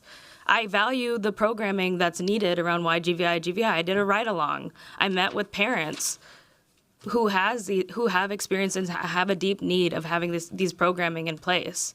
And I also have deep concerns that we don't have all of the individuals that is before us within these contracts to be approved trained in the national model yet, without clarity on when they will be. That does matter to me, because that's successive programming. And I wanted to make that comment before we went into this vote, because I think it matters. Councilmember Ellison. I think that the questions around some of the news reports that we've seen, I do think they matter as well. I'll speak for myself. That matter is not before us here. For me, when I'm looking at just the 2 items, I'm looking at these vendors, I'm looking at our staff, Ms. Lakes, saying that they're ready to go on this. On these items, do I have my skepticism? Yes, I do. Do I have my concerns? Yes, I do. Do I want to make sure that I'm, that we're following up, that I'm meeting with the commissioner, that I'm expressing myself in that way, that we have a pathway to hard follow up and accountability? Absolutely. But I want to say that like the mismanagement that's been reported that we've seen is from. It is from previous leadership, recent previous leadership. It needs to be vetted. It needs to be explored. It needs to be investigated. But I don't think that our current staff, who are telling us, who have put this work in front of us, should be living with the ghost of our previous staff who maybe led the charge on some of that other activity. That's my personal view. And so, again, we will, we'll have plenty of time to talk about this. I think I'm basically in agreement with the critiques that my colleagues have laid forward here. But I also want to say that, like, some of these broader issues, I don't see how they have a material connection to the explicit items that are in front of us that we're voting on right now. And so that's what my vote is about. It's about the explicit items that we're voting on. I was open to a different way of us proceeding forward. We didn't proceed with that way. That's okay. So I think we should just go ahead and proceed with this. So that's some of my rationale for why I'm supporting this today. Councilmember Chowdhury. Thank you, Mr. President. Councilmember Ellison, I appreciate your comments, and I think I'll just speak for myself. Like, it is really, really difficult to not get these questions answered and just have them hanging over and over again. And it might not be coming before us on the dais, but it's coming over and over again in community. And to not be able to rectify that for our constituents when they're asking over and over again is disheartening. And so I respect what you've said about these items in specific, and I do want to be able to support the good work being done. I do hope this administration will answer some of those questions and take on the burden of proving that things have changed to the public, because that's something community is asking for. So I will be supporting these contracts because it's about these individuals and community being able to do this work. Seeing no one else in queue, I will ask the clerk to call the roll. Councilmember Osman. Abstain. Councilmember Rainville. Aye. Councilmember Chavez. Aye. Councilmember Veto. Aye. Councilmember Ellison. Aye. Councilmember Koski. Aye. Councilmember Walmsley. Abstain. Councilmember Jenkins. Aye. Councilmember Palmisano. Aye. Councilmember Chowdhury. Aye. Councilmember Cashman. Aye. Vice President Shugtai. Aye. President Payne. Nay. There are 10 ayes, 1 nay, and 2 abstentions. That item carries, and that report is completed. The next order of business is notice of ordinance introductions. We have one notice today. This is from me and Vice President Chugtai, who are giving notice of our intent to introduce at the next meeting an ordinance amending the administration code, amending provisions related to council staff and policy, research, and oversight functions. Are there any questions for this notice? Maybe, Madam City Attorney, would you like to speak to this item and remind folks about the background? Sure, Council President, Council members. So this item is to, essentially fix our ordinances to gel with the charter. If you all remember, I sent out a memorandum to this group about some inconsistencies of the existing ordinance with the charter. So, I'm sure we'll get into great detail when this moves forward. But essentially, it's really to align the ordinances with charter requirements and provisions. Thank you for that explanation. Are there any questions? Seeing none, that notice is hereby given, and no further action is required at this time. The next order of business is the introduction and referral calendar. We have several introductions today. Our first notice is from Councilmember Cashman, introducing the subject matter of an ordinance amending the Streets and Sidewalk Code, amending provisions to allow for the creation of a George Floyd Square pedestrian mall as part of the 38th Street and Chicago Avenue reconstruction project. This introduction was postponed at our last meeting as state statute requires that findings of fact are drafted prior to the first reading of an ordinance. After further discussion with Public Works staff and the Attorney's Office, I understand that findings will not be available until later this year in alignment with the legislative directive that we just moved forward today. So I will be moving today to postpone introduction and first reading of this ordinance to our meeting scheduled for December 11th, 2025. Councilmember Jenkins. Thank you, President Payne. You know, I just wanted to take an opportunity to speak to this this introduction and to some of the events that have happened over the past couple of hours since we've been sitting here. You know, I've been working on revitalizing 38th in Chicago for over 20 years, since 2000. And, you know, that's probably, no, I'm sure that's longer than anybody in this entire room. I've advocated and witnessed, directly supported the creation of the Chicago Avenue Fire Arts Center, Smoke in the Pit, the initial coffee shop that reopened there, Black Eye Coffee, the Wing Young Huey Third Place Photography Studios, consignment stores, and other retail opportunities. On May 25th, 2020, all of that changed. George Floyd was murdered at this intersection. This traumatic event has paralyzed our community, and it's painful for me to see how this has divided our community. And to be clear, I'm using the term divided very loosely, because overwhelmingly 70% of the 6,000 residents in 4 neighborhoods surrounding George Floyd Square, surveyed by Cura, an organization that is seemingly respected by this body. However, years of community engagement and millions of dollars spent are being disregarded by this body that claims to appreciate community engagement. This delay will drive up the costs, delay the work until maybe 2026. And there will always be disagreements in any community, in any society, always. And it is our responsibility to demonstrate leadership and make unpopular decisions when the data leads us to these decisions. And so, you know, we'll move forward, I guess, with this delay. But it is a complete disservice to the thousands of people who have stated their opinion, particularly African American folks who live directly in that community, who have said, we want to move forward now. And I'm sorry, a study is not moving forward. I don't care how you frame it. It is delaying this project for a year and a half. So those are my comments, sir. Thank you. Councilmember Palmisano. Mr. Chair, I'd like to ask Public Works staff or COO Anderson Kelleher, if she's still here. I see both of them there.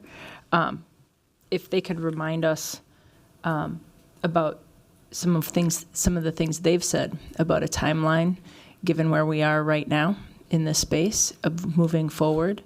And also, I was hoping you could remind us of the state law regarding pedestrian plazas. I don't think a pedestrian mall is allowed in a space like this. Madam COO or Director Sexton. Council President, Councilmember Palmisano, Tim Sexton, Director of Public Works. I can speak a little bit to the timelines that we're talking about here. When we initially presented the concept layout in November/December of last year, we were hoping to get construction started in summer or fall of this current calendar year, 2025. At this point, if we were to move forward with the legislative directive, we would be at approximately the same point in 2025 where we'd be proposing a concept layout or having some of that information, and construction at the earliest would start most likely in fall of 2026. Does that answer your question? Yeah, I think so. COO Anderson Kelleher, it's my understanding you can't put pedestrian malls on MSA routes. That's just my layman's read. Could you comment on some of the things that would need to happen? Do we have any indication that any of the property owners, including the city of Minneapolis, are in agreement with the pedestrian plaza in terms of approving it?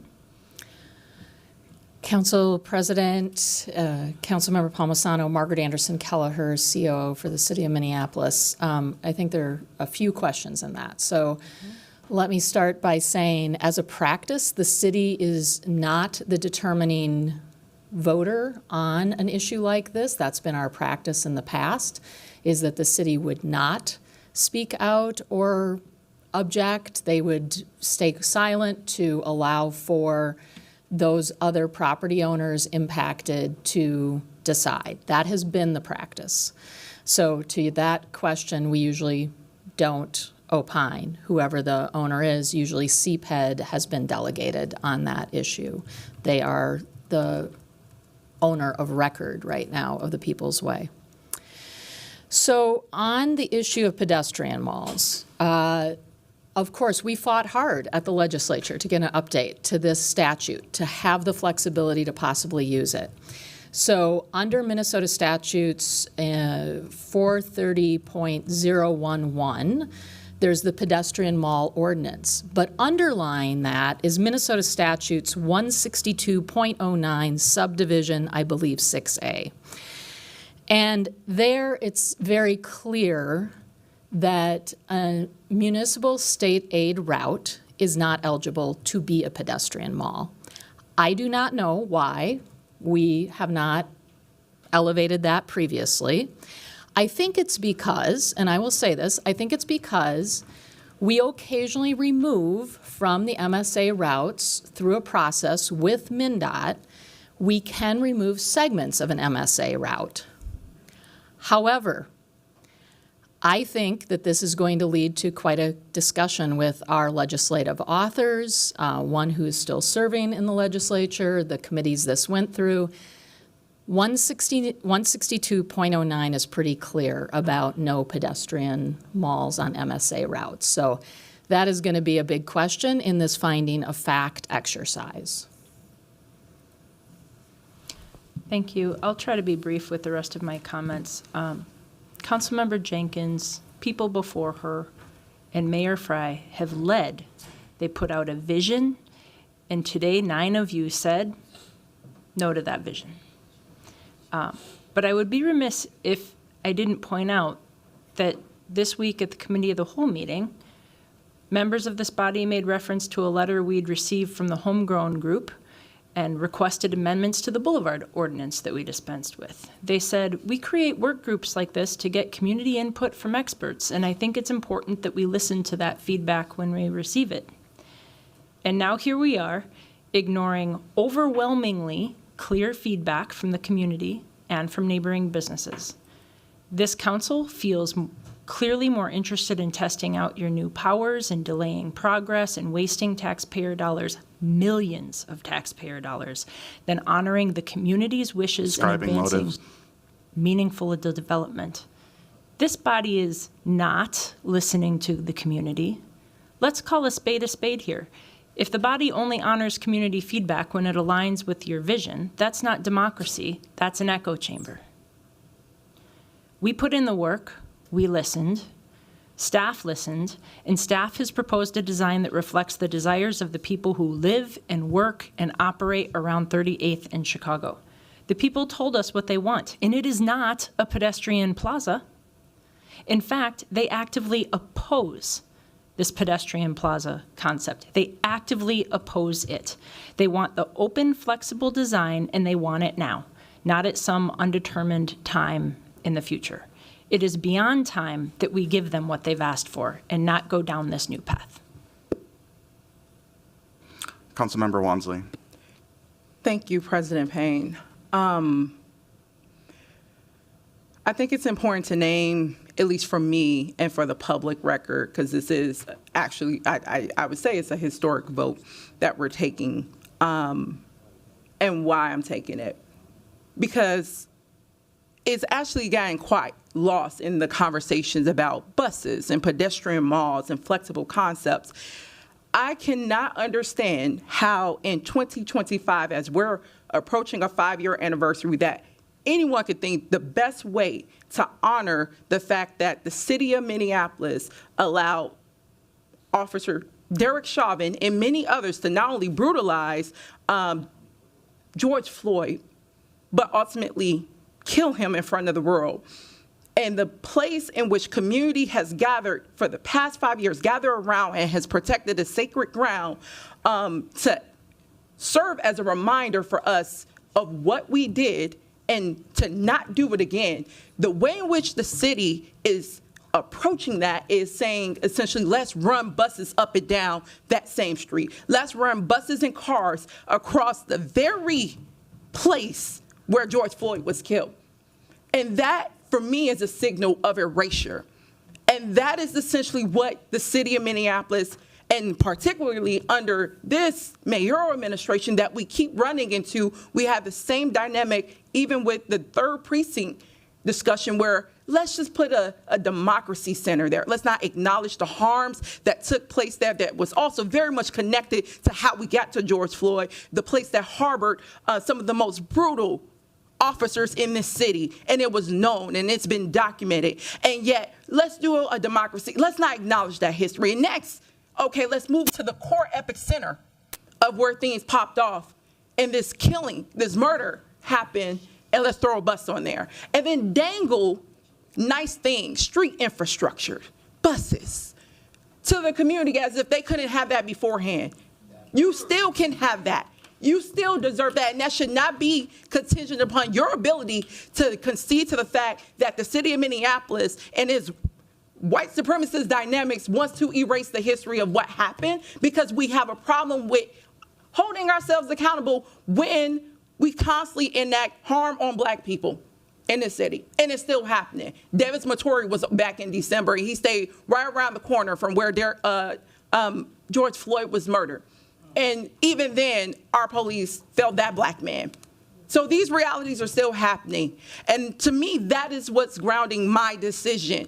It's not about street infrastructures. Those investments can still happen, and city staff telling you anything otherwise is completely false. We know they could do street redesigns, and we can make that happen if there's a political will. And right now the will is, oh, we will only do this. We will only connect investment in your community if you let us erase you. And that is problematic. That's right. And that's what I'm not going to stand for. That's what I will not let my vote reflect. And that's what's constantly getting lost in this. We boiled it down to street infrastructure. We reduced George Floyd's murder to street infrastructure, and we're packaging it but this is how you get nice things to a historically underinvested Black community. Not in Black History Month. Let's call a spade what it is. It's white supremacy working at its finest. And that, for me, was enough to come in and say, no, we'll find a different path.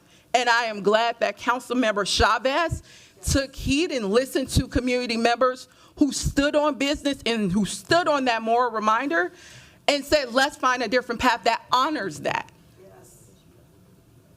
And that's what I'm looking forward to spending the rest of my time here doing, as opposed to figuring out how we continue to erase the ongoing mishaps, mistakes, and abuses of this city that is constantly being targeted to Black people.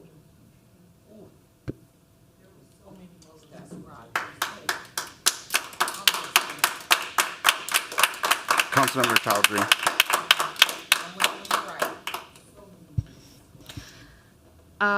I just wanted to, something just like popped up for me when CO Anderson Kelleher was taking the questions and about this Minnesota state aid.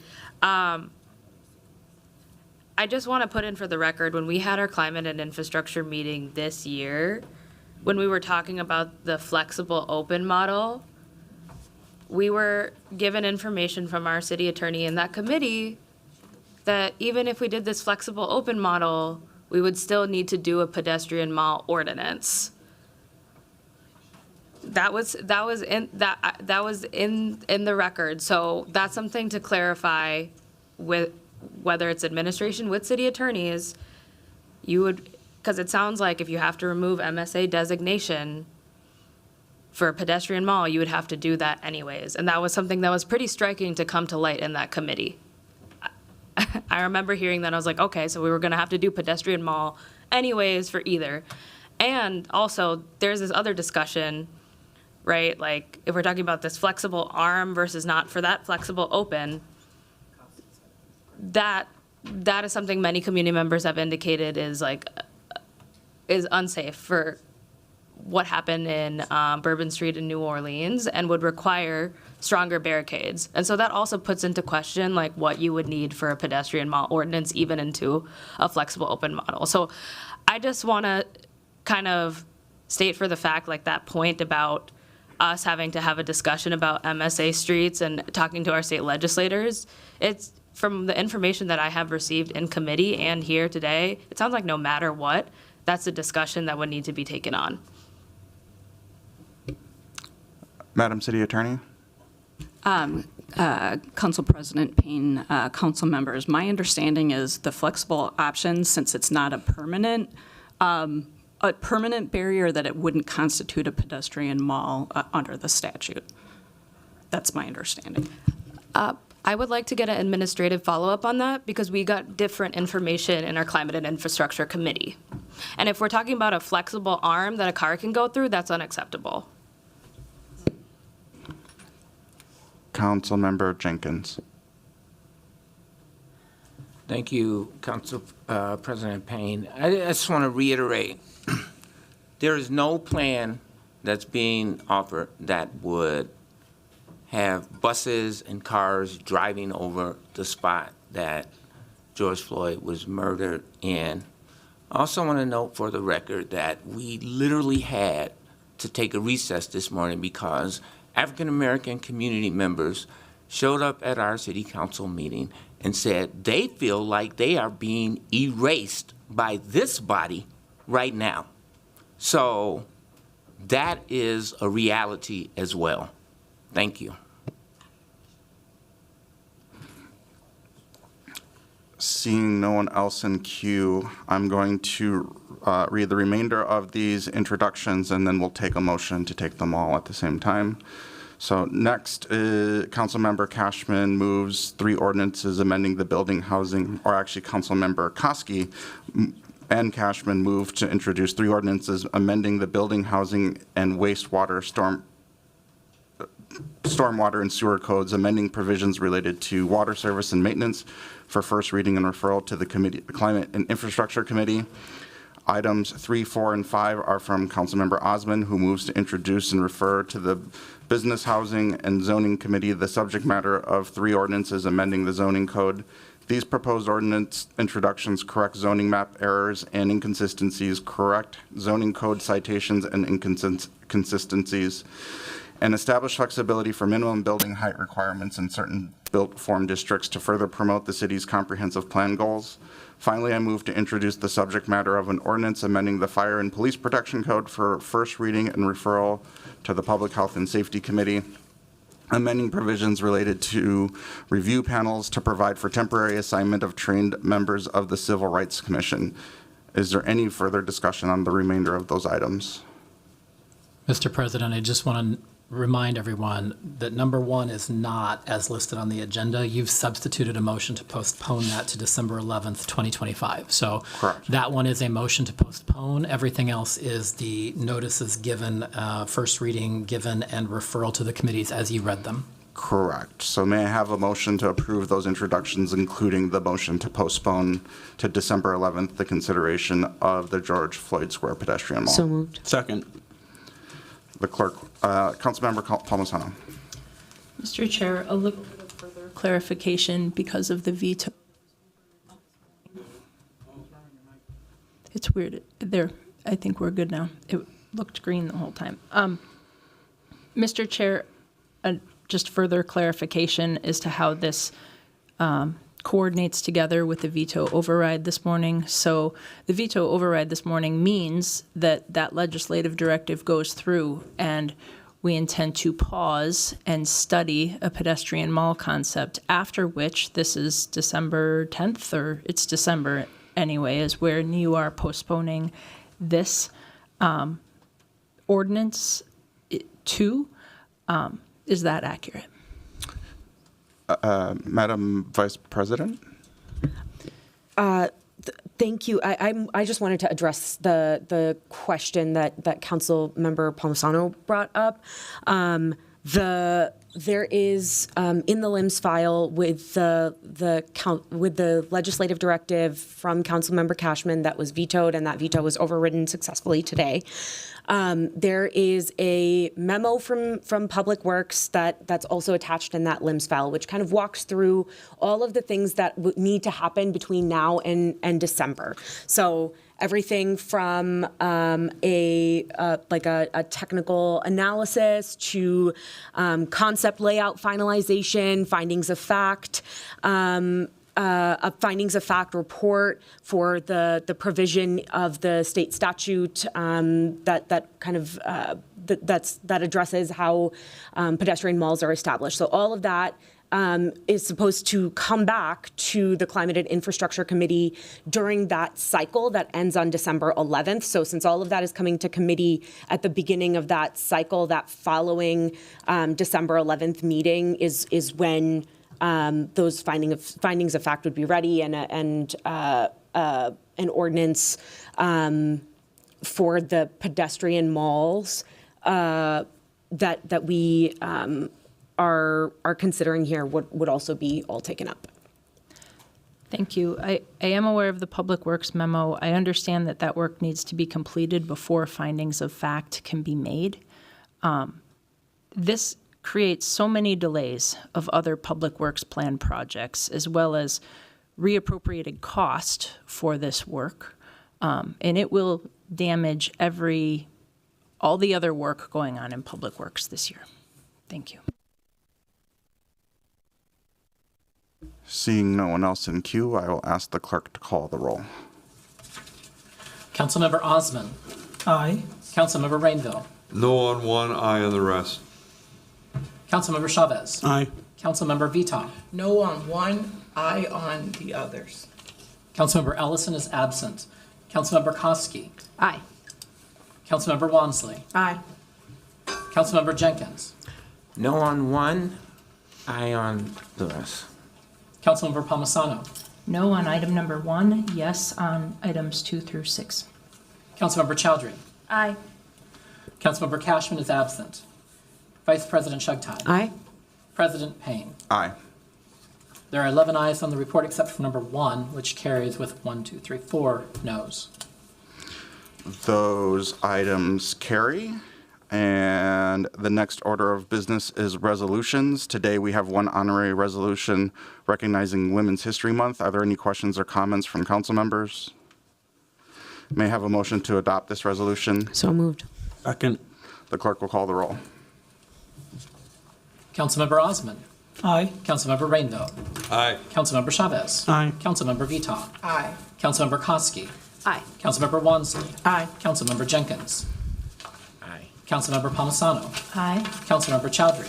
Aye. Vice President Shugtai. Aye. President Payne. Aye. There are 11 ayes. That carries.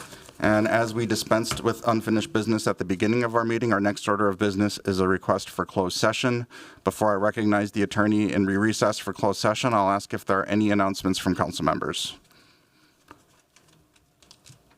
Not seeing any. With that, we've completed all of the items on our agenda, and we'll now consider the request for a closed session, which is to receive a briefing on the litigation matter listed on the agenda. Before I move to close the meeting, I'll recognize the city attorney to provide the legal basis for the requested closed session. Thank you, Council President, council members.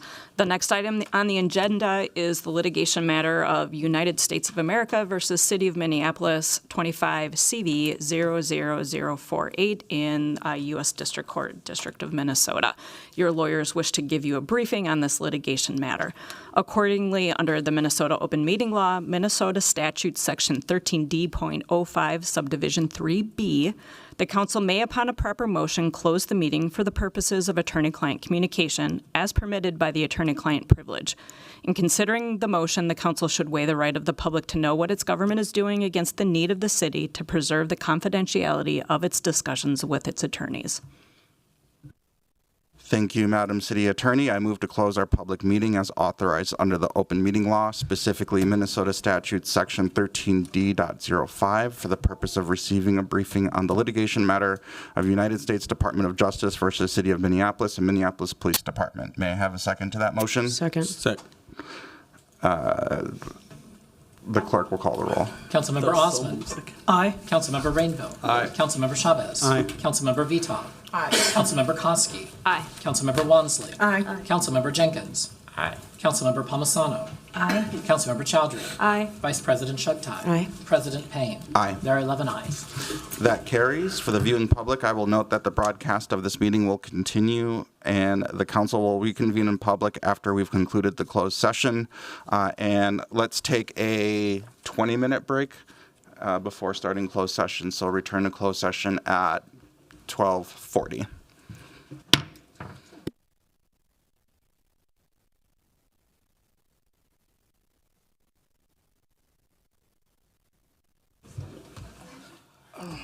I don't understand the different reaction to Al. I really.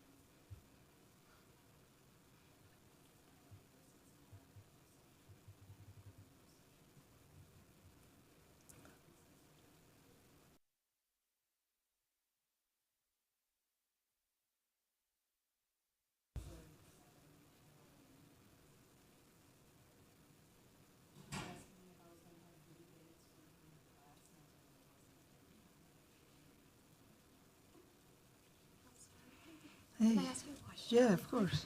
So many she- laptops here. Sheila said that she wants a full presentation, or Chowdhury wants a full presentation on next week's biz thing. But I can't do anything with Chowdhury or Sheila. It's up to you. Well, So they want to move it. following. Yes. That's so fine. Do you want to? I'm thinking we'll keep it on consent, but you'll say something to it like next week, and then Yep, she'll just with- submit another RCA. Yep. Well, you can tell them that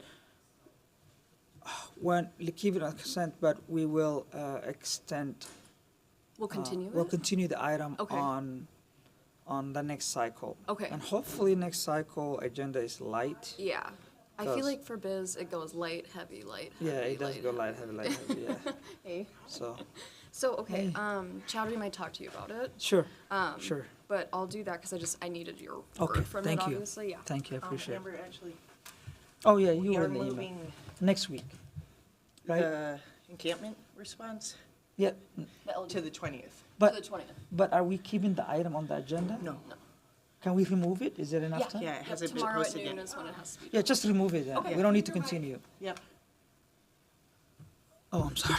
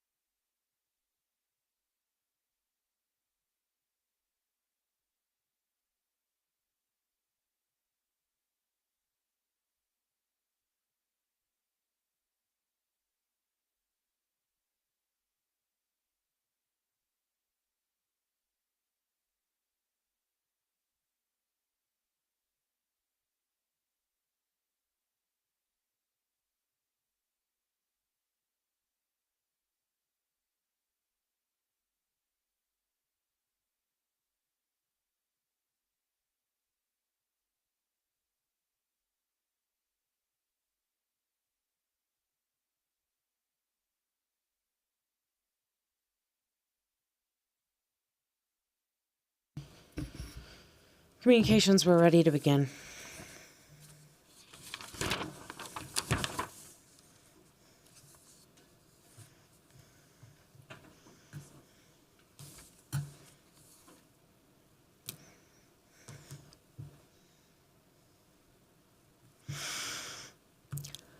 The time is now 1:01 p.m. and the City Council has reconvened in open session following our closed session. I'll ask the clerk to call the roll to prove the presence of a quorum.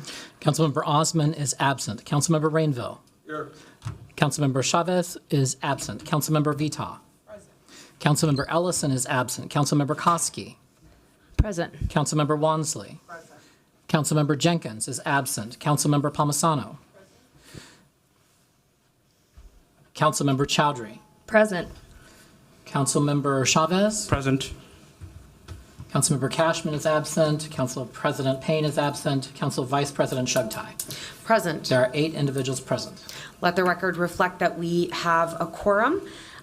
With that, we've completed all business to come before the body today, and with no objection, this meeting is hereby adjourned. Thank you and have a great weekend, everyone.